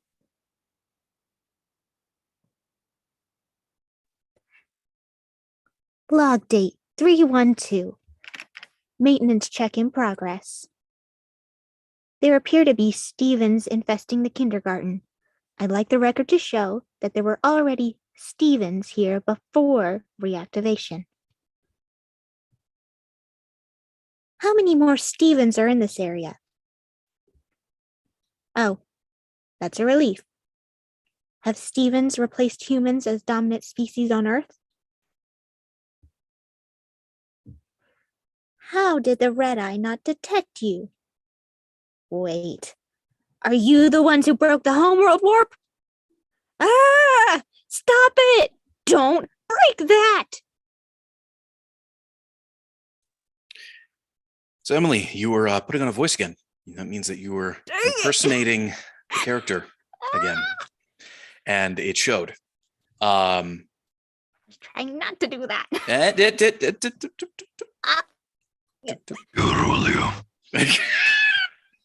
Thank you, Mateo. So, again, I think you're overemphasizing Stevens too much at the beginning. Okay. So it's like I said, it makes sense for the first two that are in quotes to be overemphasized, but the rest of them, well, there is one that isn't, or that is. That's like the last one, I think. Yeah, it's the last one. But I think you can get rid of the whole overemphasizing Stevens after that point, because it really breaks up the flow of what you're trying to say. Yeah, treat it mentally like you're saying there appear to be humans infesting the kindergarten, Yes. only you're saying Stevens instead of humans. You wouldn't go, there appear to be humans infesting the kindergarten. Yeah, there appear to be Stevens infesting the kindergarten. I'd like the record to show that there were already Stevens here before reactivation. How many more Stevens are in this area? You put a lot of emphasis on Stevens there, but it's many more. How many more Stevens are in this area? Okay. Oh, that's relief. Have Stevens replaced humans as the dominant species on Earth? So again, you emphasize Stevens when it's humans in that line. That's the operative word. Okay. So you're doing the recorder section, I feel, pretty well at the very top. I don't think we need to worry about that. And the last two lines, I actually felt you did very, very good. You took the direction well of how did the red eye not detect you? Wait, are you the ones who broke the homeworld warp? I feel you delivered that with that change really well, and the agitated stop it, don't break that. I wasn't necessarily a fan of this last delivery, but the delivery before that was a lot more natural, was much better.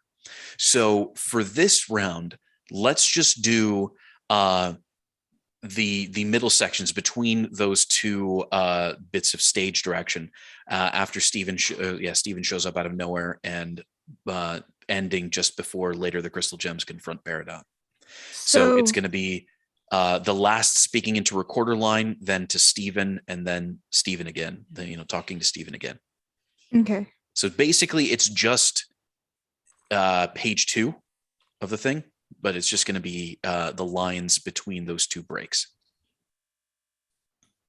So there appear to be Stevens to okay, I guess that's that is relief. page 2.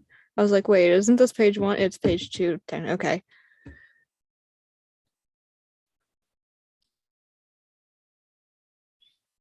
All right. So let's just hear those again. You're interacting with another person right at this point. So allow yourself to break away from the recorder when you need to. Okay. I'm going to take just a second to get out of her voice mentality and back into mine so that I don't mess that up again. Whenever you're ready.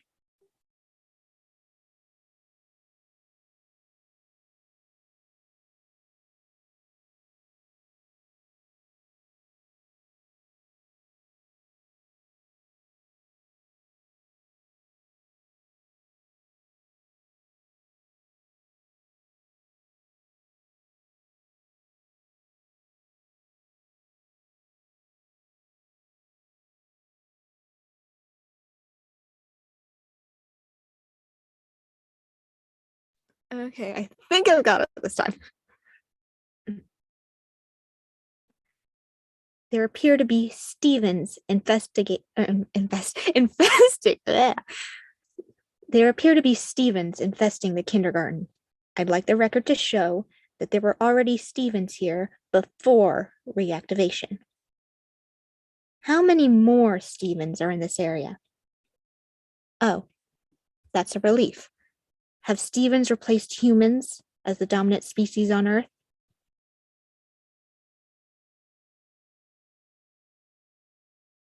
Was there a line I missed? Oh no, okay. No, we're just being quiet to freak you out. Anyway, opening it up. What did everybody think? I'm vibing. Oh, that's the one. Thank you, Ellis. Yeah, no, it really was. It really was. That was a really, really good performance. Okay. You did it. Congrats. Woo! We got a full solid read. Let's go ahead and move on. Cece, you're up. Okay.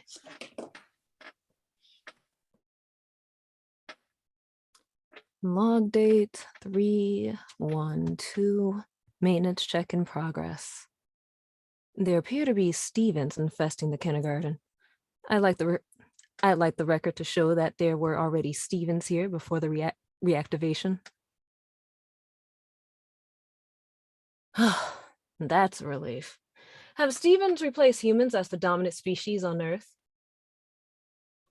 How did the Red Eye not detect you? Wait, are you the ones who broke the homeworld warp? Stop it. Don't break that. All right, opening it up. What did everybody think?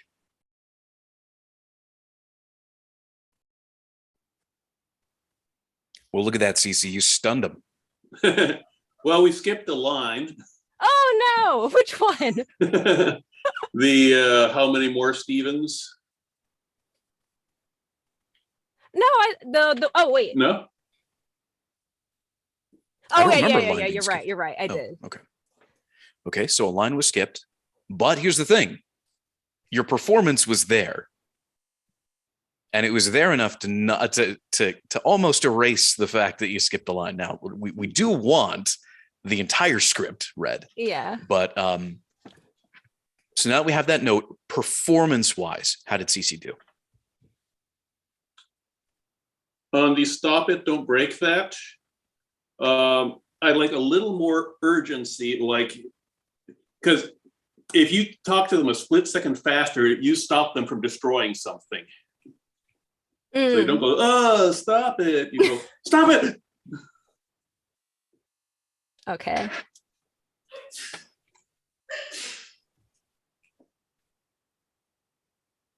I think you really sold speaking into the recorder and having like an internal, it's like you're speaking to a recorder and like an internal monologue of like note to self, and you could really sense the shifts in the tones when you went from the recorder to addressing a person, Stephen. Okay. Yeah, that was good. Okay. Thank y'all. All right. So I guess I'll do my second read then and not miss the line this time. Unless Ellis has something to say. Probably. That's it. Ellis was getting up. I was taking time to think about it because I wasn't really sure what it was that was sort of coming to me. I want a little more surety in what you're saying. As it was for me, I got the sense that you didn't really know what was going on, but I want more of an, I checked the files, but this is contradicting with the files. But, I should have all the correct information. It's more of a this is not what I was expecting than it is I have no idea what's going on. Like, is there a specific part you're talking about to do that with? This came through to me throughout the read.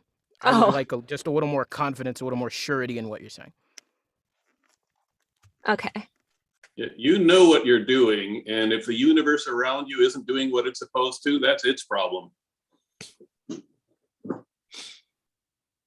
Okay. I will try to sound more confident. There you go. So whenever you're ready, go for it. Log date 312, maintenance check in progress. There appear to be the kindergarten. I'd like the record to show that there were already Stevens here before reactivation. How many more Stevens are in this area? How many more Stevens are in this area? That's a relief. Have Stevens replaced humans as the dominant species on Earth? How did the red eye not detect you? Wait, are you the ones who broke the homeworld warp? Stop it, don't break that!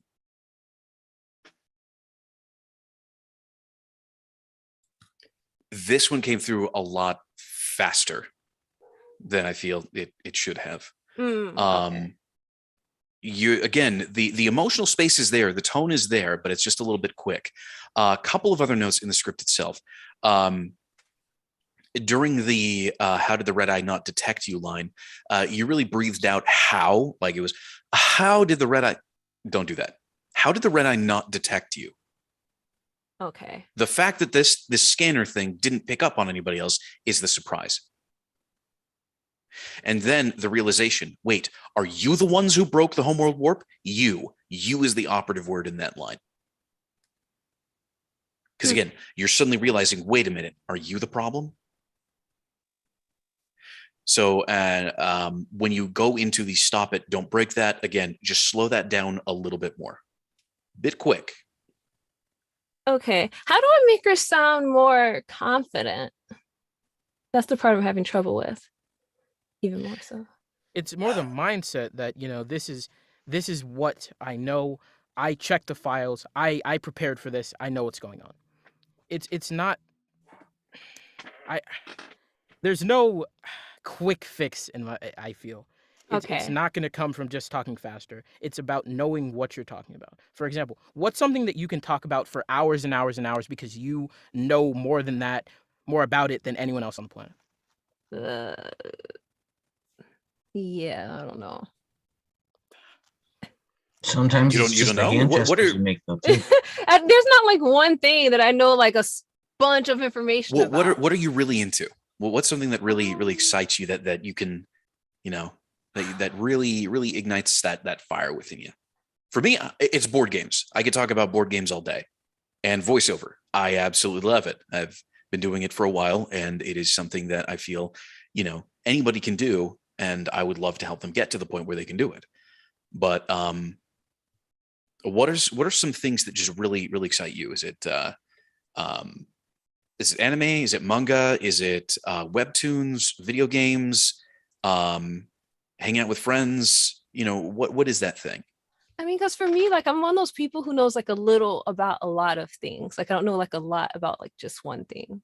But just what do you like? I mean, I like. Do you like learning? Is it just yeah, like I do. Yeah, I do like exploring? learning. I do like Okay. learning. Just So then- zero in on what you're passionate about. So then learning and exploring and expanding your horizons to new things, right? That kind of tickles your fancy. Mm-hmm. Okay. When you talk Works well about with this character. what was that? I said, and that really works well with this character. It definitely does. So when you discover something new that, some new rabbit hole that you go down that's just so interesting to you, that kind of like talking to somebody else about that is the kind of feeling that we're going for. It's not necessarily directly excitement, but it's something new, something fresh in your mind, something that's right up front and present for you. For some people, it's their work. For others, like I said, it's a pastime, it's a leisure thing. But you need to find something that you can confidently say, "I love this," and that feeling right there, like that, I love this feeling. And you know more about it than the person you're talking to. Yeah. Yeah, and it's really funny because when somebody wants to change the topic onto something else, we kind of naturally tune that out. We kind of naturally, because it's not something that we are interested in necessarily. Yeah. And that's kind of the way that Peridot is interacting with the world. That driving interest of hers, that thing that keeps her attention, is getting her work done. Where for you, it's learning. For her, it's completing tasks. So that same emotional state you need to carry through. Okay. So it would be something, it would be something akin to log date 312, maintenance check in progress. It's just, we're doing this. We're getting things done. There appear to be Stevens infesting the kindergarten. I'd like the record to show that there were already Stevens here before reactivation.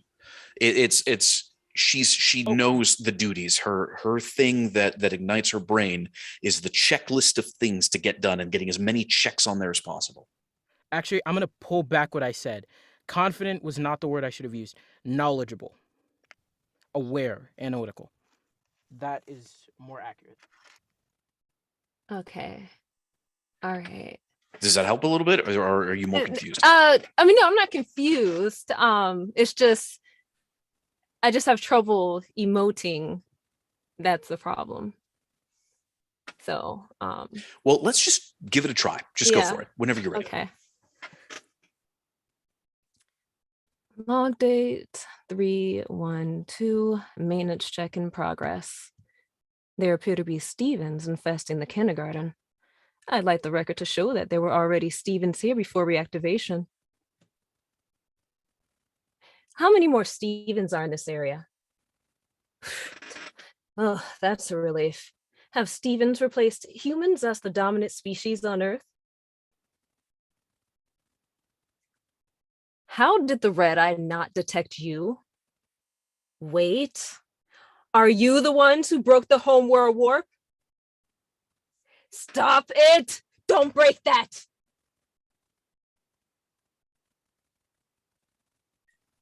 We got a read there.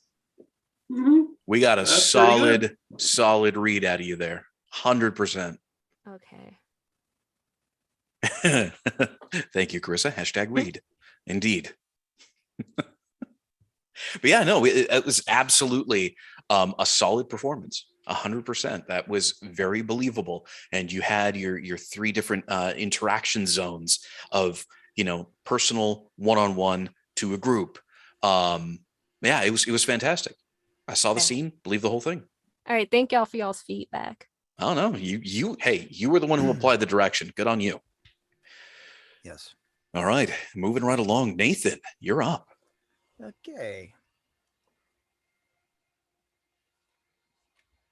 As I unwrap this cable from around my leg.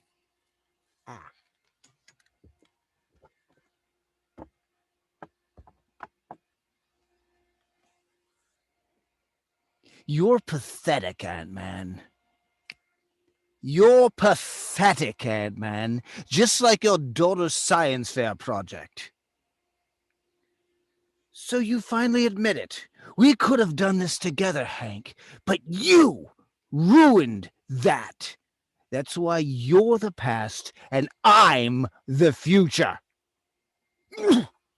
Wow. Wow! I mean, I saw the punch coming a mile away, but I just figured it'd be all pathetic and weak. Hey, that's not fair! That was part of my plan! Hey, that's not fair! That wasn't part of my plan! What laws? Of man? The laws of nature transcend the laws of man, and I am a god! I've transcended the laws of nature! Take the suit off, or I'll blow your brains out and peel it off! All right, opening it up. What did you all think of that? I want to just tone everything down because, as is, it all, to me at least, started going into the same place of just like pissed off. Yep. And it all sounded really samey. I want more of an emotional journey for each. I want a little more time taken to really consider what's going on in each line, what's leading to each line. Okay.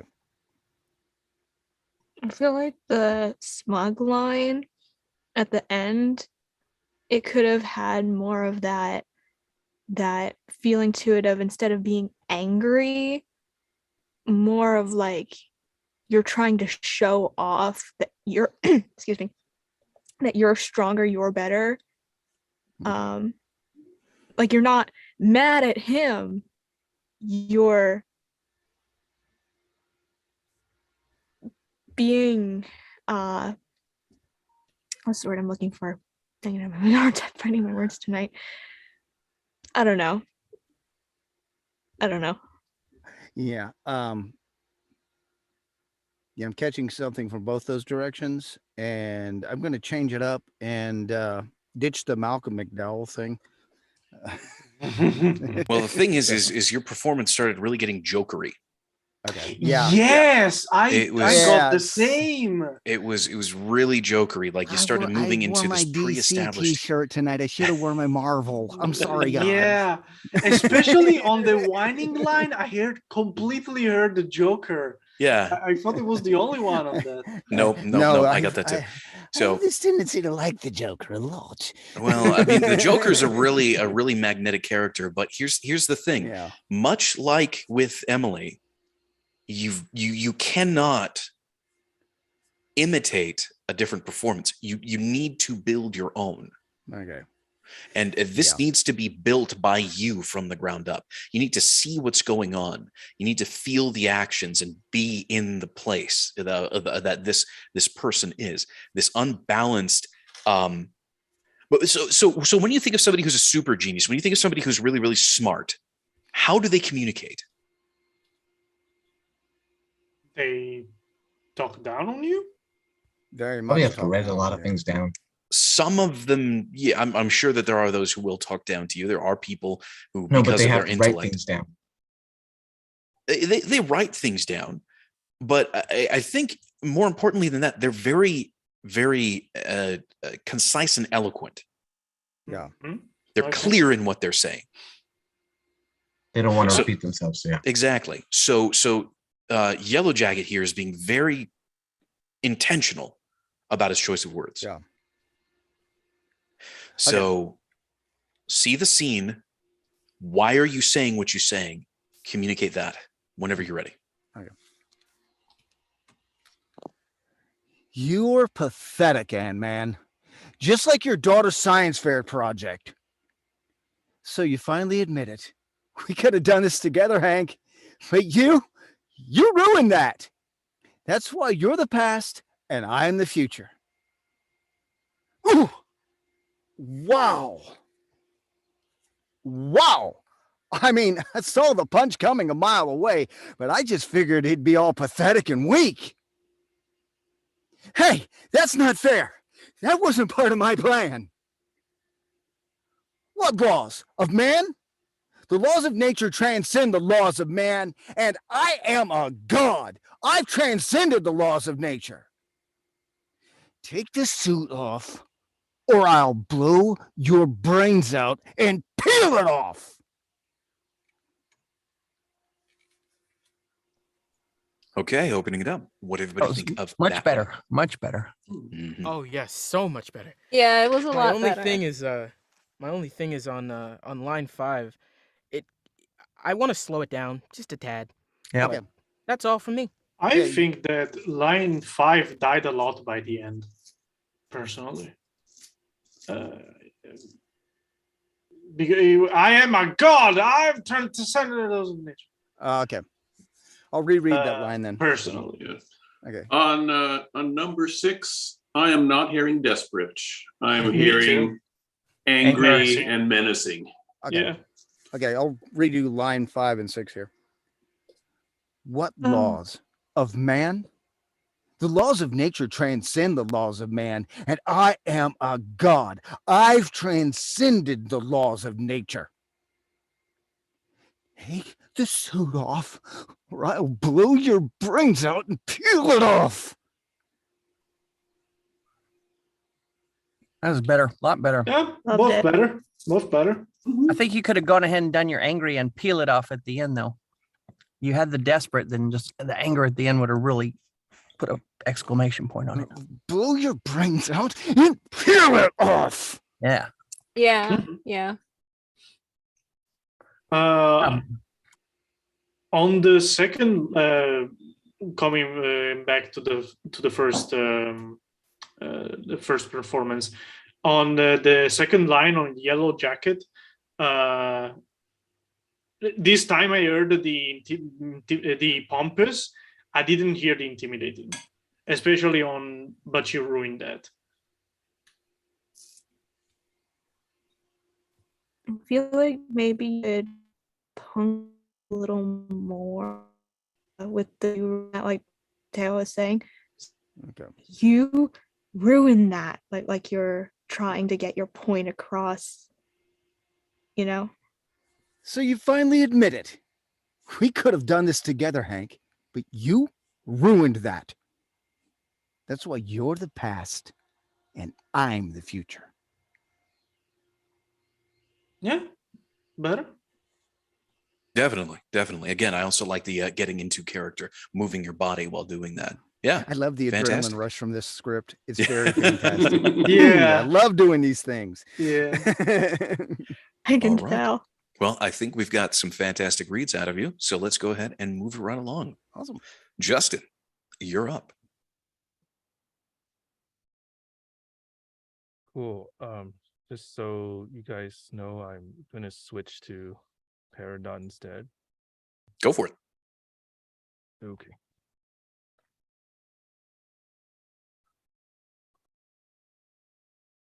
Log date 312. Maintenance check in progress. There appear to be Stevens infesting the kindergarten. I'd like the record to show that there were already Stevens here before reactivation. How many more Stevens are in this area? That's a relief. Have Stevens replace humans as the dominant species on Earth? How did the red eye not detect you? Wait, are you the ones who broke the homeworld warp? Hey, stop it. Don't break that.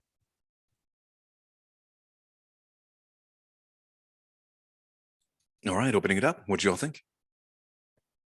More with the angry line at the end. Yep. Bring it out more. It My felt kind of flat. My big thing is also closer to the end. Are you the ones who broke the homeworld warp? I want to take the emphasis you put on warp and I want to switch that to broke. Because the fact that it was broken by these guys, that's the thing. As opposed to, you broke the homeworld warp? At least that's what I heard. But that might Ellis, have been an internet wonkiness. Wouldn't the emphasis go better on you? Mm-hmm. Are you the ones who broke the homeworld warp? Rather than ones are, You know wait, what? I are you the actually ones do who wanna- broke the homeworld warp? You know what? Actually, I want to do both. Not the same amount of emphasis, but I do want to emphasize those a little more. So are you the ones who broke the homeworld warp? Something like that? Are you the ones who broke the homeworld warp? I feel like also when you messed up that line, you should have reset from the beginning so we could have got the whole effect. Yep. Yeah. So again, when you messed up that line, it threw off your cadence. You had a good flow going until you hit that line. So again, the operative phrases or the operative words there are in the first half. The first question is not. How did the red eye not detect you? Right. Because again, this scanner, whatever this is, this red eye, is supposed to be able to see anything. It's supposed to know what's coming and warn Peridot of it. And then, wait, are you the ones who broke the homeworld warp? Again, no prior connection, making an assumption. Overall, I felt it was too calm and needed to be more brusque and abrupt. So give us a little less scholar and a little more engineer. For the whole read or those particular for the whole read. More scholar. Yeah, less scholar, more engineer. Okay. Well, Justin, you work as an engineer, right? Yeah. So. Oh no. So then let's go ahead and allow yourself to play around a little bit more with it, have a little bit more fun, be a little bit more involved and lively in the scene. More involved and lively. Mm-hmm. So instead of this completely disimpassioned log date 312 maintenance check in progress, you see yourself doing something. Log date 312 maintenance check in progress, and then you're diving into a new project. You are in charge and you have a job to do. Mm-hmm. Yeah. I just want to say something. Maybe like since you are an actual engineer, pretend like if you were actually doing this and then a little Steven just popped up. I don't know.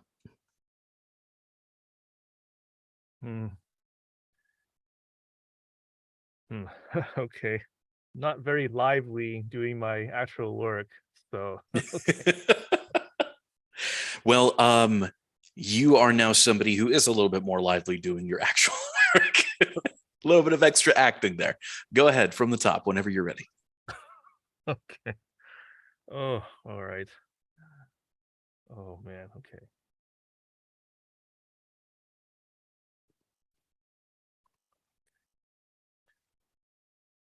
Log date 312. Maintenance check in progress. There appear to be Stevens infesting the kindergarten.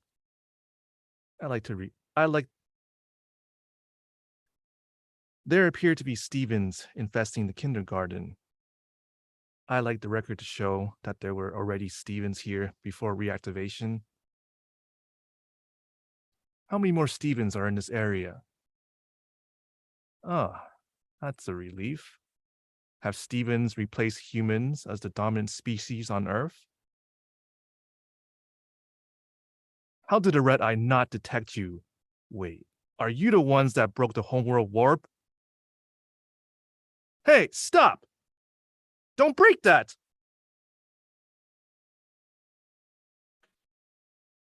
Yeah, it was better. I just want to say, right after you said you're not lively at work, you gave us a livelier read. Yeah, you did. Absolutely, you did. I was going to say that there was only one line that I want you to retake, and that is the red eye line, the two of those. Slow it down. Give yourself a second to put the pieces together. How did the red eye not detect you? Wait, are you the ones who broke the homeworld warp? Okay, just that part? Just that line. I'd like to hear stop it like I'm doing something and you yelled at me enough to scare me to stop doing it. Okay, well then the last two lines. Stop it! Yeah, okay.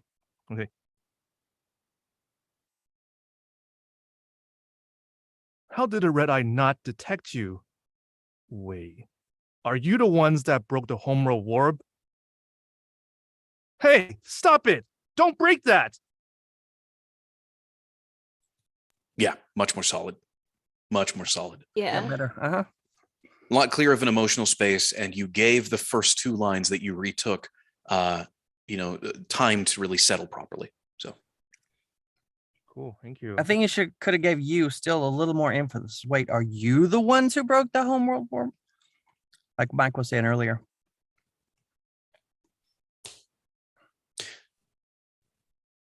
Yeah. Well, okay. Go ahead. Give us that line one last time. A little bit slower, but a little bit more emphasis on you.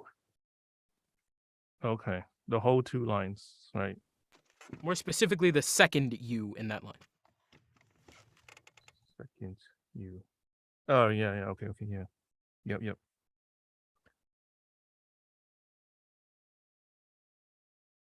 How did the red eye not detect you? Wait, are you the ones that broke the homeworld warp? Yeah, that sounds better. I didn't really hear that much of a change, though, personally. A little bit, but could have been more. Yeah.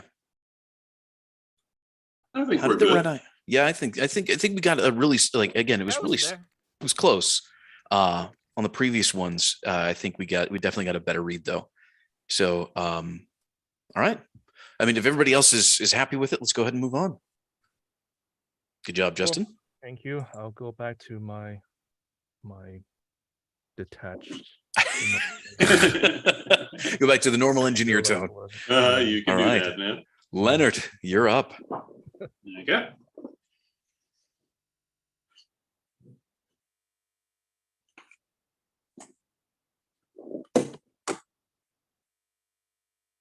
You're pathetic, Ant-Man. Just like your daughter's science fair project. So you finally admit it. We could have done this together, Hank, but you ruined that. That's why you're the past and I'm the future. Wow. I mean, I saw the punch coming a mile away, but I just figured it would be all pathetic and weak. Hey, that's not fair. That wasn't part of my plan. What laws? What laws? Of man? The laws of nature transcend the laws of man, and I've transcended the laws of nature. Take that suit off, or I'll blow your brains out and peel it off.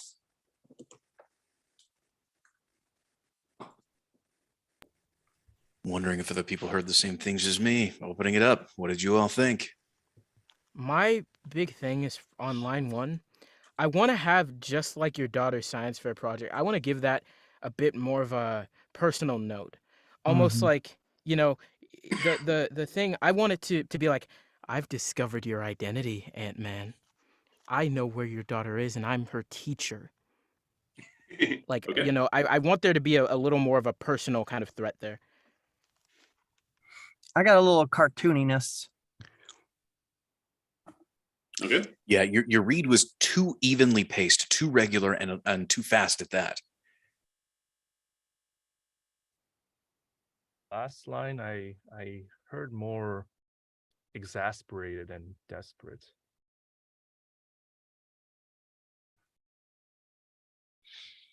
Okay. What's the difference? Well, I guess exasperated and more like impatient, like kind of like I've run yeah, I guess they're very similar, but it's just a little different than what I was expecting for desperate. Okay. I'm not quite sure on where you're wanting me to go differently with it. I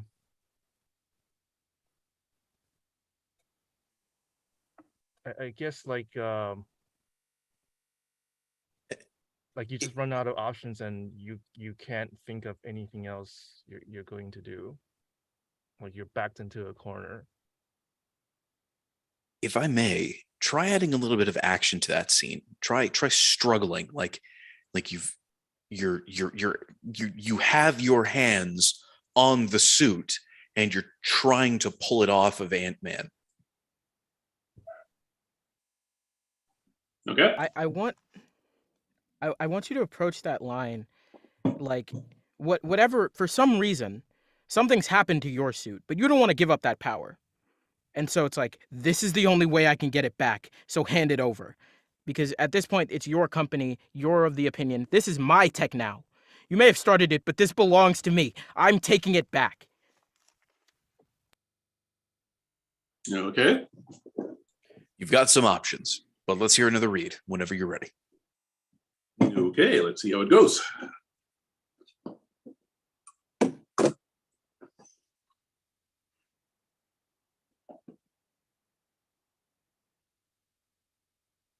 You're pathetic, Ant-Man. Just like your daughter's science fair project. So you finally admit it. We could have done this together, Hank, but you ruined that. That's why you're the past and I'm the future. Wow. Wow. I mean, I saw the punch coming a mile away, but I just figured it would be all pathetic and weak. Hey, that's not fair. That wasn't part of my plan. What laws? Of man? The laws of nature transcend the laws of man, and I've transcended the laws of nature.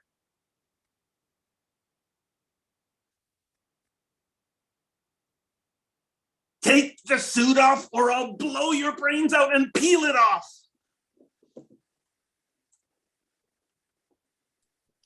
All right, opening it up. What did you all think? For me, I felt like line 3 was a little fast. I mean, I've never been punched and hopefully never, but I feel like after you take a punch, you wouldn't be talking so fast. I feel like it would be kind of like sinking in a bit more. No, you wouldn't. You just kind of, you'd be waiting a second because your head would be processing what in the world just happened to you. Yeah. Nathan gets punched every day. He's got experience. We should listen to him. But I got in a lot of fights when I was a kid, so I'm familiar with getting punched. Oh, bad boy, Nathan. Let's go. I was a terrible 6th grader. Anyway, no, I when you get sucker punched, especially, you're in a great amount of shock. I mean, think Chris when he got slapped by Will. That's going to be your reaction. I studiously avoided watching those videos, but I think I know where you're coming that would from. be your reaction. Oh, wow. That just happened? You know. Fuck. I can't believe you've done this. I think the general note is just to kind of let things breathe just a little bit more. Can you turn your gain up? Can you hear me now? Is that any better? Yep. A little bit more. All right. How about that? There we go. That's good. Okay. Yeah, all sorts of issues. Okay. No wonder you guys couldn't hear me at all. Cool. I was just gonna say, just kind of let things breathe just a little bit more. I think just some good pauses in there, especially in that sort of taunting line 1. We're talking about the punch. I think there's a lot of strategic pauses that could help this read a lot. Okay, so overall, slow it down a bit. Oh yeah. Yeah. Yeah. Just let it breathe. Yeah. Okay. Whenever you're ready, go ahead and give us another read. Okay. Yeah, just quick note. You definitely got the desperate on the second read, so good on that. Okay, thank you.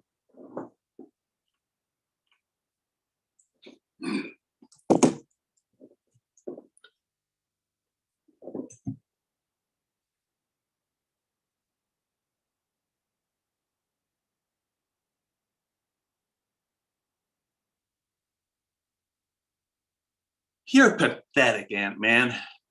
Just like your daughter's science fair project. So you finally admit it. We could have done this together, Hank, but you ruined that. That's why you're the past and I'm the future. Wow. Wow. I mean, I saw the punch coming a mile away, but I just figured it'd be all pathetic and weak. Hey, that's not fair. That wasn't part of my plan. What laws? Of man? The laws of nature transcend the laws of man, and I've transcended the laws of nature.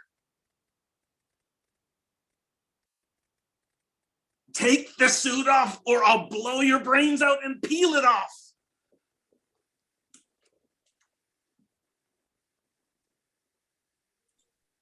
You know, I think the only thing that that is holding your reads back from being really, really, really solid is the fact that you're modulating your tone up. You're sort of pre-straining your voice by going up in tone. Yeah, it seems like I don't know. That line sounds, and pardon the sound of this, but it sounds constipated. Okay. Okay. Take it off or peel it off. Okay.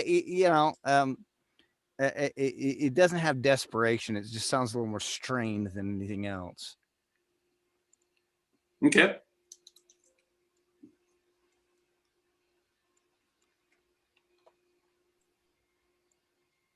So go ahead, give us one more read. Take out the strain in the voice, and I think we'll have it. Okay, let's see how it goes.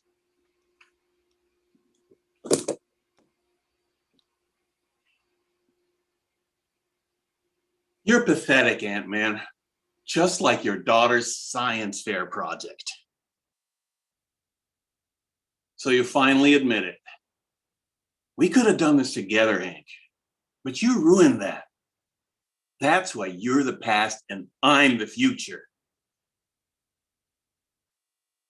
Wow. Oh, wow. I mean, I saw the punch coming a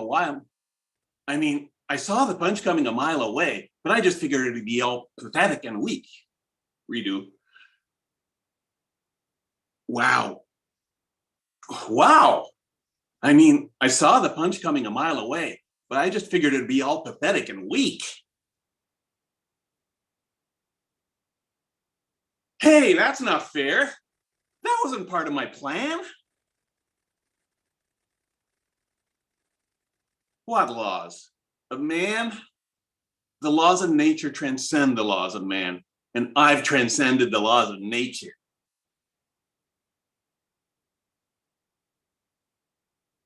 Take the suit off, or I'll blow your brains out and peel it off.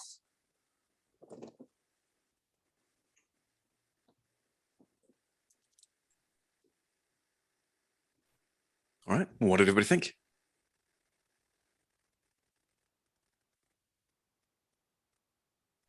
I felt like it was better. And for some reason, I really like line number 4, the way he delivered it. Thank you. Yeah, I think consistently, I really liked line 4.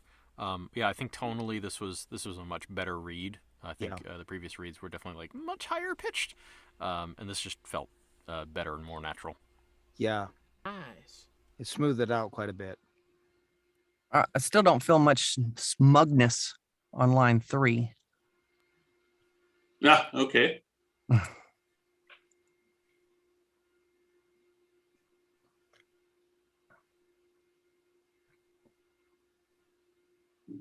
Want me to just redo 3, or how are we? Can you be smug? Just 3. Yeah, just give us 3 once over again, and then we'll have to move on. Smug it up. Smug it up.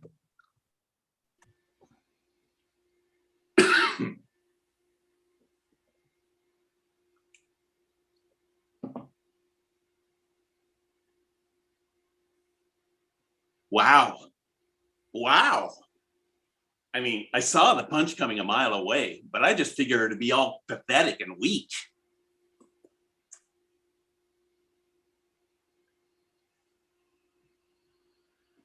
Sounds better to me. A little bit of that high voice came in again, but I got some smugness. Okay. Anybody else? All right, let's go ahead and move it right along then, shall we? Thank you. Ellis, you're up. No Mateo? Yeah. Oh, is my thing? Yeah. Okay. People have been coming and going, so my thing's a little out of order. Mateo called on me. All right, Mateo, you're up. Matteo, give us a read. God damn. Okay. No, I wasn't in the wrong spot of the order. I was saying I wanted to premise if I could change the script because I sadly can't make justice to Yellow Jacket and scream my head off or whatever because it's 3 a.m. You should be asleep, really, but thank you do for it. being here. Yeah, just swap it over. Just go for it. Yeah, if I could do the other one, okay. Also, if I could cut it out the last part, like the last line, because that's also kind of shouted. If I could. Well, you can do that where it's like really, really close up, so it doesn't have to be shouted. Okay, yeah, that's some advice I got before. Is just make it work. Use your current recording situation and make it work with the scene. Okay, Roger.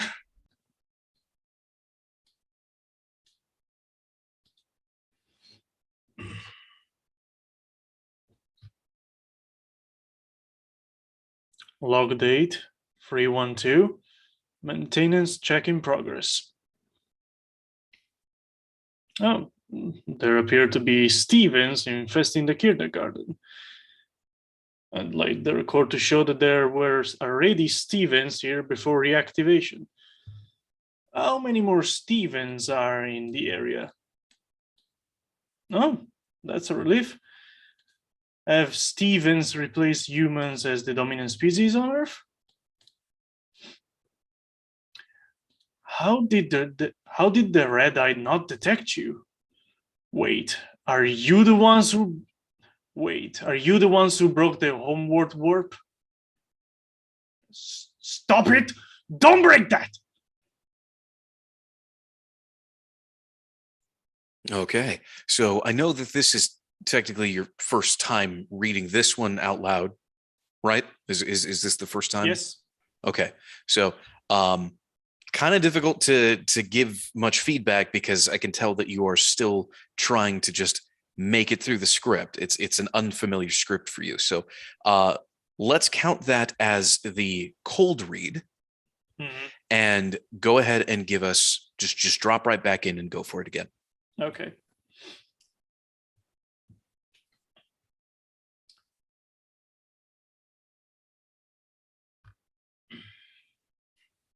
Log date 312. Maintenance check in progress. There appear to be Stevens infesting the kindergarten. I'd like the record to show that were already Stevens here before reactivation. How many Stevens are in this area? Oh, redone. How many more Stevens are in this area? No, that's a relief. Have Stevens replaced humans as the dominant species on Earth?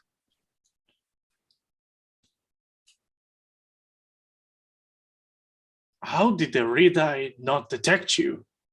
Wait, are you the ones who broke the homeward warp? Stop it! Don't break that!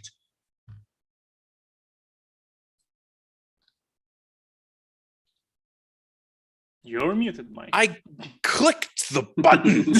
I clicked the button. Anyway, so now that everybody can hear me, what did you all think of that? I don't understand why a lot of people are reading the first line so bored. I mean, it's not, she's kind of excited to get this thing rolling, seems to me. Like log date 312, maintenance check in progress, or something, everybody seems like they're just so bored, just like they're just stating it like, here's the beginning of this. I took it from she should be intense and like a sociopath, so it was like more of a routine thing for her, like, okay, here we go, and just collecting data without too much emotion in there. For me, it got a little bit mumbly there, and you're taking notes for yourself that you're going to be going back and review. You want to be clear. So, okay. So keep that in mind. And also with Stephen popping up, I'd like you to hear a little more irritation, because you were doing your job and then this Stephen popped up, and that can just wreck your day for all you know, and you're kind of irritated with that. Okay. Okay. My thing is have Stevens replaced humans as the dominant species on Earth. That I want a little more detachment just because this is a planet you've read about. You maybe got a briefing on account of you being military, but you're not intimately familiar with this. You know, it's like so in the file it said that humans were the dominant species, but I've only seen a Steven. Are Stevens the new dominant species? You know, it's Okay. Okay. yeah. I think I get that. Okay. Okay, so whenever you're ready, go ahead and give us a read. Okay. So you guys want me to go more excited on the first line especially, or was my choice of going through a routine and blah blah blah? I think more Fine. official, like More professional. More Yeah. professional. Okay. Not necessarily excited because she doesn't really have much of a personality. And Mhm. also, like Leonard said, a little more clear pronunciation and stuff. Okay.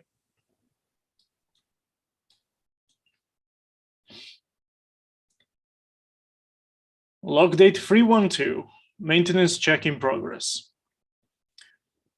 There appear to be Stevens infesting the kindergarten.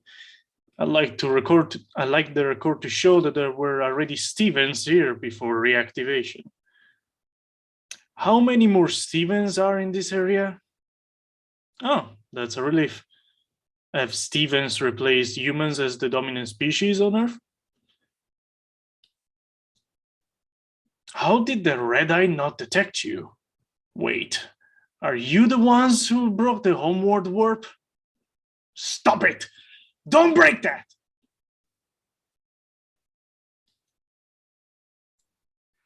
if we could, like where you said, stop it, don't break that.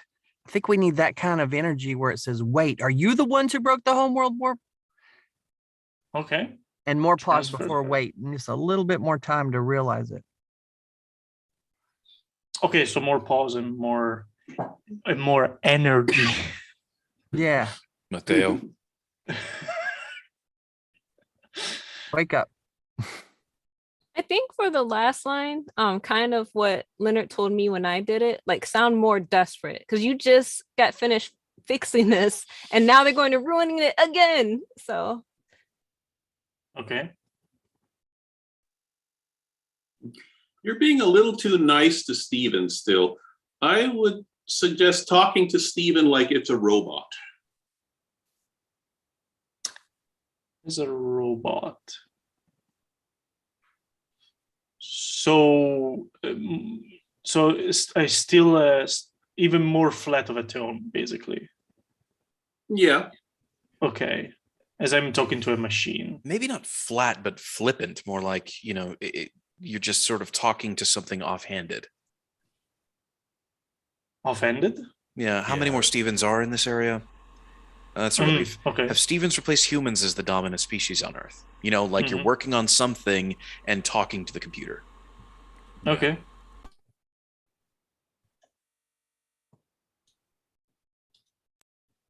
All right. Whenever you're ready, give us another read.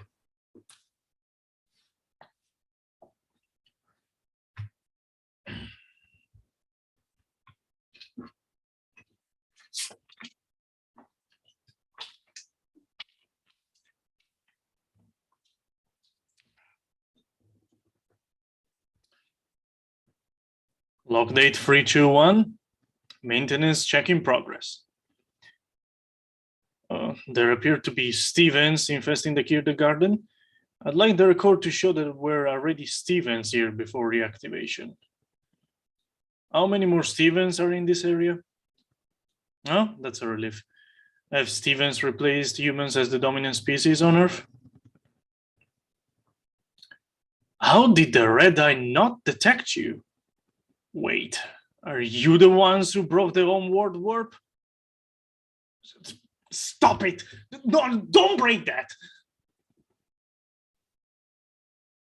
All right, opening it up. What did you all think of that?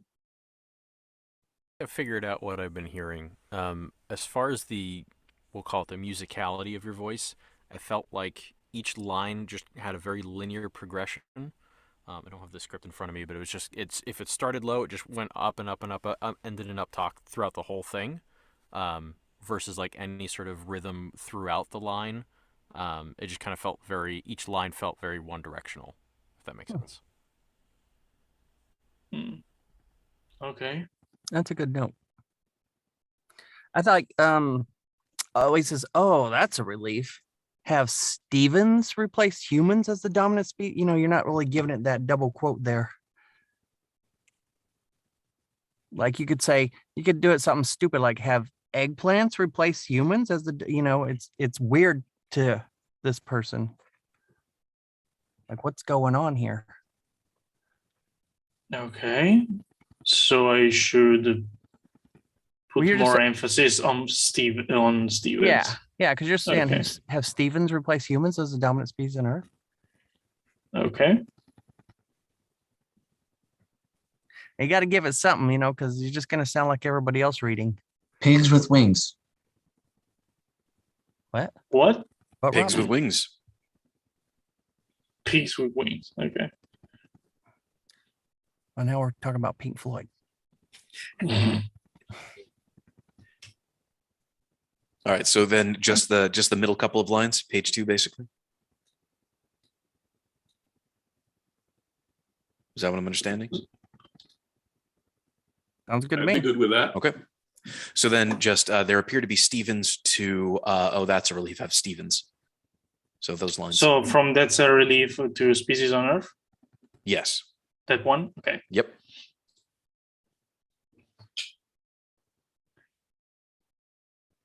Oh, that's a relief. Have Stevens replaced humans as the dominant species on Earth?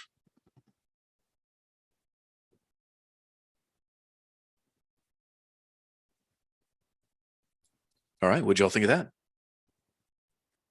I mean, the "oh, that's a relief" sure has no emotion. I don't know if that's good or bad, but I mean, "oh, that's a relief" seems like it requires a little bit of something, even if you're a robot. Yeah, that one you went up on the relief. So, oh, that's a relief, and it sounded almost like a question.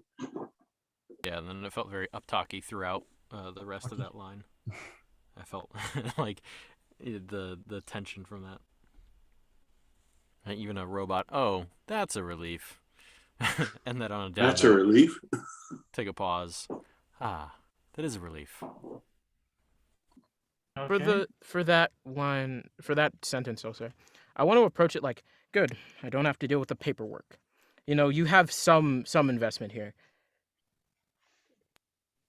Okay. There's only one of them. Good. Fewer problems that way.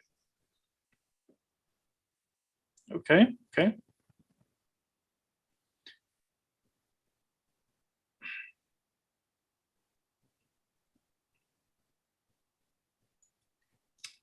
One more time, whenever you're ready.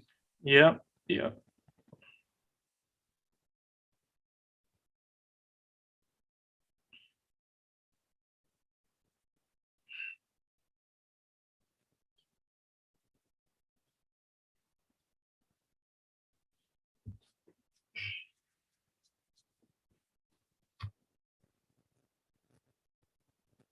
Oh, that's a relief. Oh, that's a relief. Have Stevens replace humans as the dominant species on Earth? There you go. That's it. Yep. That's it. That's it. Yep. Good correction. God, I got so stuck on like 3 words. It happens. It happens. It happens. Mm-hmm. So a little note from the Discord. It says, just a suggestion for most people reading Peridot: strengthen your relationship with the stuff around you. Peridot has a stronger relationship with her things than she does people. She's coming in with a very strong opinion of her things. Interact with the stuff the crystal gems are breaking like they're people, in a sense. So just a note. But anyway, let's go ahead and move it right along to Ellis. Ellis, you're up.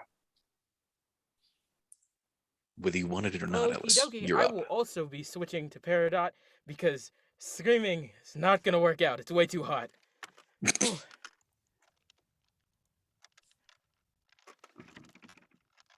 1 second. Okay.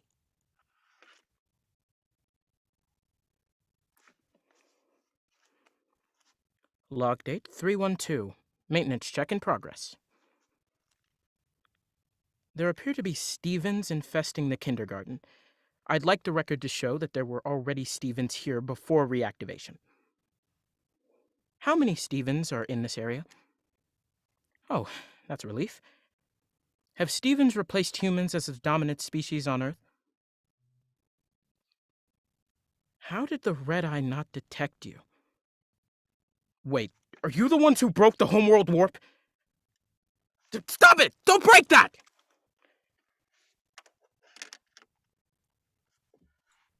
All right, opening it up. What do everybody think? I think we should skip that one because that's kind of his cold read, right? Because he didn't read that before. So we should give Well, I him... mean, I didn't read it out loud. Oh, you did take time to read it already? I read every script before we join the mic check. Oh, okay. I was I thought actually it was- pretty happy with that read. Yeah, I was gonna say, I liked it a lot, same. but I like more like question yourself or question. How did the Red Eye not detect you? You know, give Okay. it a real question. That's the only thing I think you missed. Other than that, was great. How did Absolutely, the I Red think Eye that was not detect you? Mhm. Something closer to... Yeah. Yeah. I'll say that. So when it comes to the wait, are you the ones who broke the homeworld warp? You got, I think you pushed a little too far into desperation. It should be more Okay. like, are you the ones who broke the homeworld warp? Okay. You know, like you're starting to put it all together, but you're not totally sure. Yeah. Fly. And a little bit of blaming, I think. All right. So you want me to take that line again? Absolutely. Whenever you're ready. Cool. How did the Red Eye not detect you? Wait, are you the ones who broke the homeworld warp? Still getting a little too desperate. Okay. And more pause after wait. Yeah. How did the Red Eye not detect you? Wait. Are you the ones who broke the homeworld warp? Just your emphasis to you. Are you the ones who broke it instead of warp? And I think you got it. Point at him. Are you the ones? Wait. Are you the ones who broke the homeworld warp? There you go. There you go. I don't know if you could see it. I was pointing. I didn't ignore you. Yes, we can see it. You were pointing. All right. Yeah, that was it. Again, you gave a really solid read right off the bat. And definitely took the directions really, really well. So good on you. He's good at getting into character. Marcia, you're up.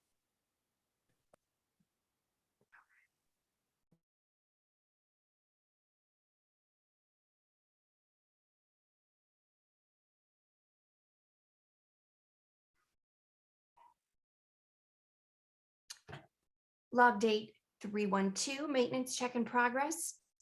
There appear to be Stevens. And I just messed it up, sorry. There appear to be Stevens infesting the kindergarten. I'd like the record to show that there were already Stevens here before reactivation. I'm so sorry. It keeps on scrolling the script. Don't apologize. Don't apologize. We actually have a specific rule against that. Okay. You're just performing. It's okay. Get yourself prepped. Take the time that you need to, and then go ahead and give us the read.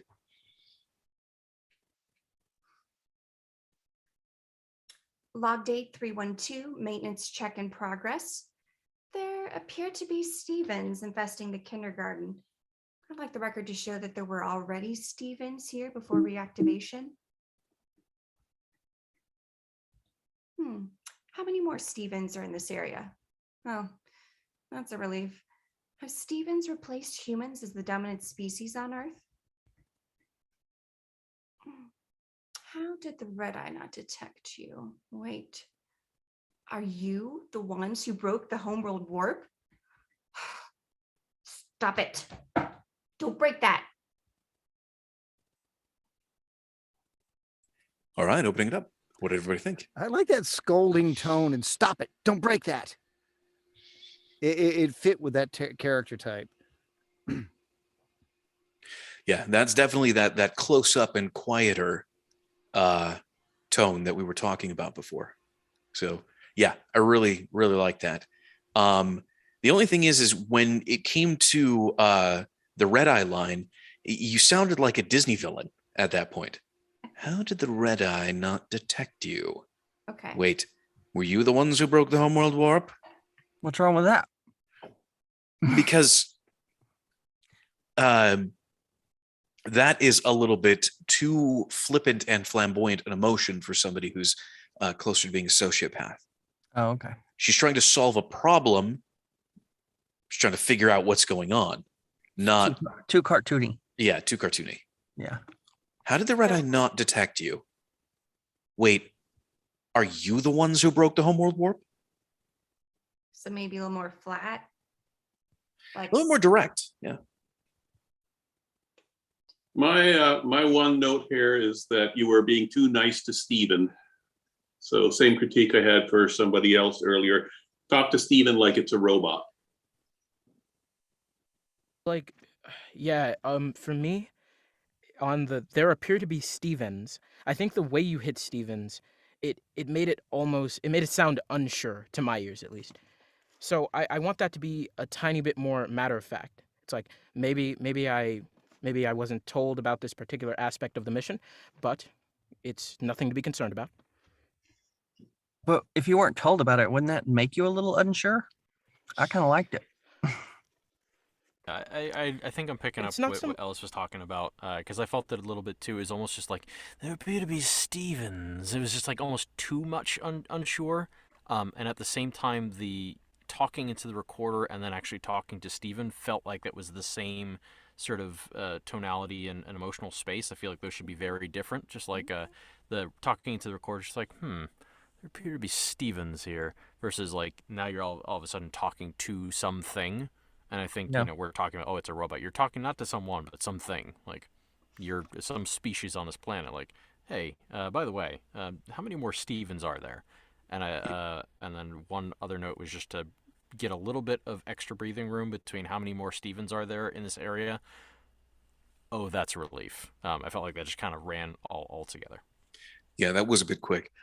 Imagine that section as your character is working on other things, not even looking at Steven and just talking and, you know, talking out loud, essentially. That's what your character's doing. So whenever you're ready, go ahead and give us another try. some more like direct, more perfunctory, like maybe C-3PO kind of a thing. Well, definitely not a protocol droid. No. So again, like your character is clearly focused on other things. She's taking care of stuff that's directly in front of her, and she's not super interested in the reactions of the person she's talking to. So you can be harsh and abrupt to the point of being mean. So, you know, it's like you're talking to the recorder. There appear to be Stevens infesting the kindergarten. I'd like the record to show that there were already Stevens here before reactivation. And then you put it down and you're directing these to Steven, but you're still just doing your own thing. Your eyes have dropped away from whatever else they were, you know, from maybe looking at Steven, turned away, and you're starting to focus on something else. How many more Stevens are there in this area? You know, it's just you're just flat facts. That's it. So whenever you're ready, go ahead and give us another take. Log date 312, maintenance check in progress. There appear to be Stevens infesting the kindergarten. I'd like the record to show that there were already Stevens here before reactivation. How many more Stevens are in this area? Oh, that's a relief. Have Stevens replaced humans as the dominant species on Earth? How did the Red Eye not detect you? Wait. Are you the ones who broke the homeworld warp? Stop it. Don't break that. Really, really solid this time. Really solid this time through. You had that sort of clinical detachedness of putting down the thing and turning away from whoever you were talking to, just focusing on your own stuff. That was fantastic. It sounded great. Thank you. I agree. Really good. Love that delivery. That was great. Did it feel different to you this time? Well, I tried to take what you guys said of being a little bit more matter of fact and like punctuated instead of more internal and psychological of like, when I think sociopath, I think of like teeming in your own juices. And this is more like, in my mind, more like I associate with C3PO, but Yeah, well, hey, you know what? It worked. Whatever you did absolutely worked. And that's another tool that you can throw into your back pocket and pull out anytime you want. It was a really, really solid delivery. Thank you. Mm-hmm. So we're going to go ahead and move it right along. Russ, you are up. Cool. Thank you, Michael. I'm going to be doing Yellow Jacket.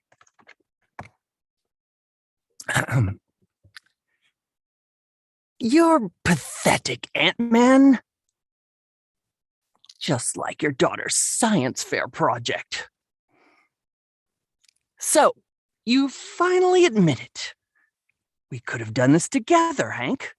But you ruined that. That's why you're the past and I'm the future. Oh, wow. Oh, wow. I mean, I saw the punch coming a mile away, but I just figured it'd be all pathetic and weak. Hey, that's not fair. That wasn't my part. That wasn't part of the plan. What laws? Of man? The laws of nature transcend the laws of man, and I've transcended the laws of nature.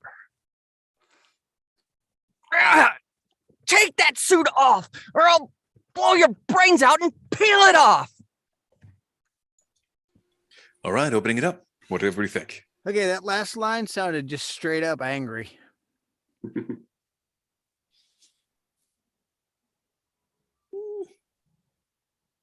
I can see that, but I can also feel the struggle that it was putting into it. So yeah, I think that kind of helped. It didn't sound quite as desperate. Okay, I can do more desperate. Yeah. It is, I mean, just complete aggro, and I'm gonna snap your neck in any second. I get kind of that. I angry. get that. And not so much that your back was against the wall. It's just like, dude, what the fuck? But my thing that's ringing around in my brain is on you're pathetic. I want to muddy that up. This might have been internet wonkiness, but I heard pathetic. Felt over enunciated. I just want to take that down to pathetic. Okay. Now, go ahead. Overall, I felt it sounded a little too huffy. I was getting more drama queen vibes than God complex vibes. Interesting. Yeah, it was very, very old school cartoony villain. Let's bring this down to earth just a little bit. So, for example, with that very first line, that you're pathetic, Ant-Man, just like your daughter's science fair project, is a little bit specific. So I think that just like your daughter's science fair project is almost like, you know, right after that, there's like a flash to Hank Pym's face where he like, you know about her and you know where she is. You know, it's a threat. Okay. Not funny. So no, it's not funny. It's a threat because yeah, it's kind of like, you know, kicking him while he's down. Ant-Man's already defeated, but you're letting him know that you have his whole life in your hands, everything, not just him, but his daughter as well. On top of that, intimidating and pompous. So you finally admit it. I think the "we could have done this together" should sound more like an ultimatum. We could have done this together. It could have been you and me, but you ruined that. So I'd like for you to be a little bit more almost showboaty there, where it's like, we could have ruled this planet like gods, but now I will be the only one, essentially. That's kind of the feel we're going for. Maybe in combination with line 4, but I kind of felt like this version of Yellow Jacket was like a senior in high school, as opposed to like an adult who's running this this corporation kind of thing. So I don't know, whining and complaining, that's pretty specific to have a license to act like a kid in high school almost. I think maybe it's just a tone of your voice. I think just overall, I think the pitch was just a little higher than I was expecting. Try this. Put a lot of emphasis on wasn't. Okay. That should be the main thing. Just put a lot of emphasis on wasn't, and that'll probably really transform that read for you. Wow, that's a lot to remember. Okay. Well, do what you can. Give us the best read possible, and the floor is yours whenever you're ready. All right. You're pathetic. You're pathetic, Ant-Man. Just like your daughter's science fair project. Ha! So you finally admit it. We could have done this together, Hank, but you ruined that. That's why you're the past and I'm the future. Ah! Wow. Wow. I mean, I saw the punch coming from a mile away, but I just figured it'd be all pathetic and weak. Hey, that's not fair. That wasn't part of my plan. What laws? Of man? The laws of nature transcend the laws of man, and I've transcended the laws of nature. Take that suit off, or I'll blow your brains out and peel it off. All right, opening it up. What did everybody think? Yeah, I heard more desperation there. Mm-hmm. I think overall, it was just a much better read in general. Much more emotive, much more. It still had a little bit of that early '90s, late '80s cartoon villain feel, but there's a certain charm to that for me, at least. Which, looking at the picture of the villain you're playing, he's got that late '80s, early '90s villain look. So, yeah, I'm not saying that that's a bad thing. It's just I certainly noticed that style out of the delivery here. But all in all, adding the wasn't really helped out with that line. Your delivery in general, the emotional tone you took everything was fantastic. Absolutely fantastic. Oh, thanks. Yeah, it's hard to come out of cartoony sometimes. Yeah, it is. From the yellow spandex, yeah, he his read fit this character. Andrew, what were you gonna say? I was just gonna say this was definitely a much improved read overall. Yes, 100%. 100%. I feel like the most thing I did was just take the cartooniness out of it. You did. Turning that down helped out. It helped out a lot. Thanks, Mike. No problem. Fantastic. Moving right along, Rob, you are up. And just to let everybody know, Rob is going to be the last reader for the night. We're way over time, but that doesn't mean that we're going to end, because we'll be over in the Discord continuing the chat and hanging out a bit afterwards. So, Rob, whenever you're ready, go ahead and give us a read. Okay. You're pathetic, Ant-Man. Just like your daughter's science fair project. Just like your daughter's science fair project. So you finally admit it. We could have done this together, Hank, but you ruined that. That's why you're the past and I'm the future. Wow. Wow. I mean, I saw the punch coming a mile away, but I just figured it'd be all pathetic and weak. Hey, that's not fair. That wasn't part of my plan. What laws of man? The laws of nature transcend the laws of man, and I've transcended the laws of nature. Take the shoe off, or I'll blow your brains out and peel it off. Okay, opening it up. What did everybody think? Wasn't that his cold read? Technically, yeah. Thank you for reminding me. So, Rob, why don't you go ahead and give us a full read? Yeah. One note that I'll throw in, be wary of whispering the last syllable, because you were doing that a lot.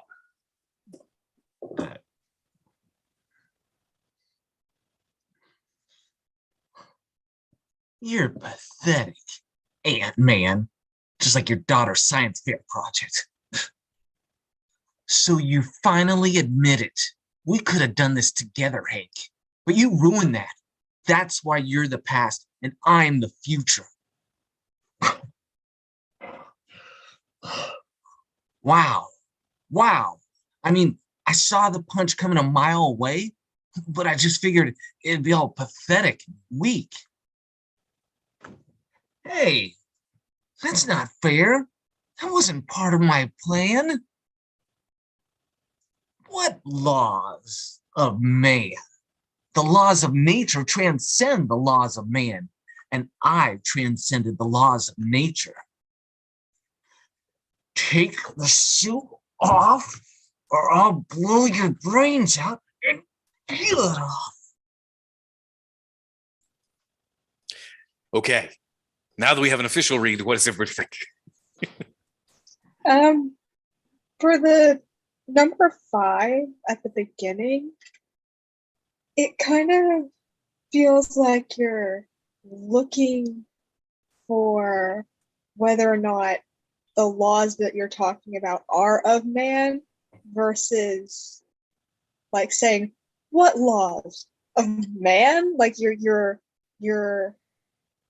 upset almost that he's even insinuating that you're having to follow man's laws. Yeah, I definitely picked up on that. I think it was on the technical side, it was the down note on of man. It was like, what laws of man? I think that kind of pulled the energy out of that. Number 6 felt very whispered all throughout. There was desperation, and I felt like there was a lot of action there, but the voice felt very whispered and very subdued and didn't seem to really match that action. If anything, sorry, then just real quick, just a little more smugness. I'm not really hearing smug in 3. Yeah. If anything, on line 6, lean into the microphone like you're leaning your mouth toward the guy's ear, and hold your hand up like you're holding a gun to his head, because basically that's what he's doing. Okay. You know, take the suit off, or I'll blow your brains out and peel it off. You know. No whisper, just, you know. Yeah. Another thing I noticed was the huffing that you would include in your read. Like after you would say something. Okay. Just like your daughter's science fair project. No. It does not sound good. It does not help you read. Just deliver these straight, directly. You know, don't worry about ad-libbing so much, because the context is going to be communicated by your action rather than by your ad-lib. Okay. So go ahead, give us one more read, and then we'll call it. Okay.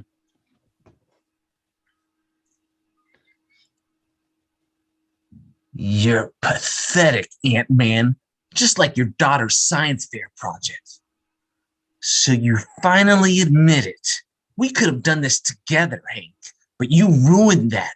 That's why you're the past and I'm the future. Wow. I mean, I saw the punch coming a mile away, but I just figured it'd be all pathetic and weak. Hey, that's not fair. That wasn't part of my plan. What laws of man? The laws of nature transcend the laws of man, and I've transcended the laws of nature.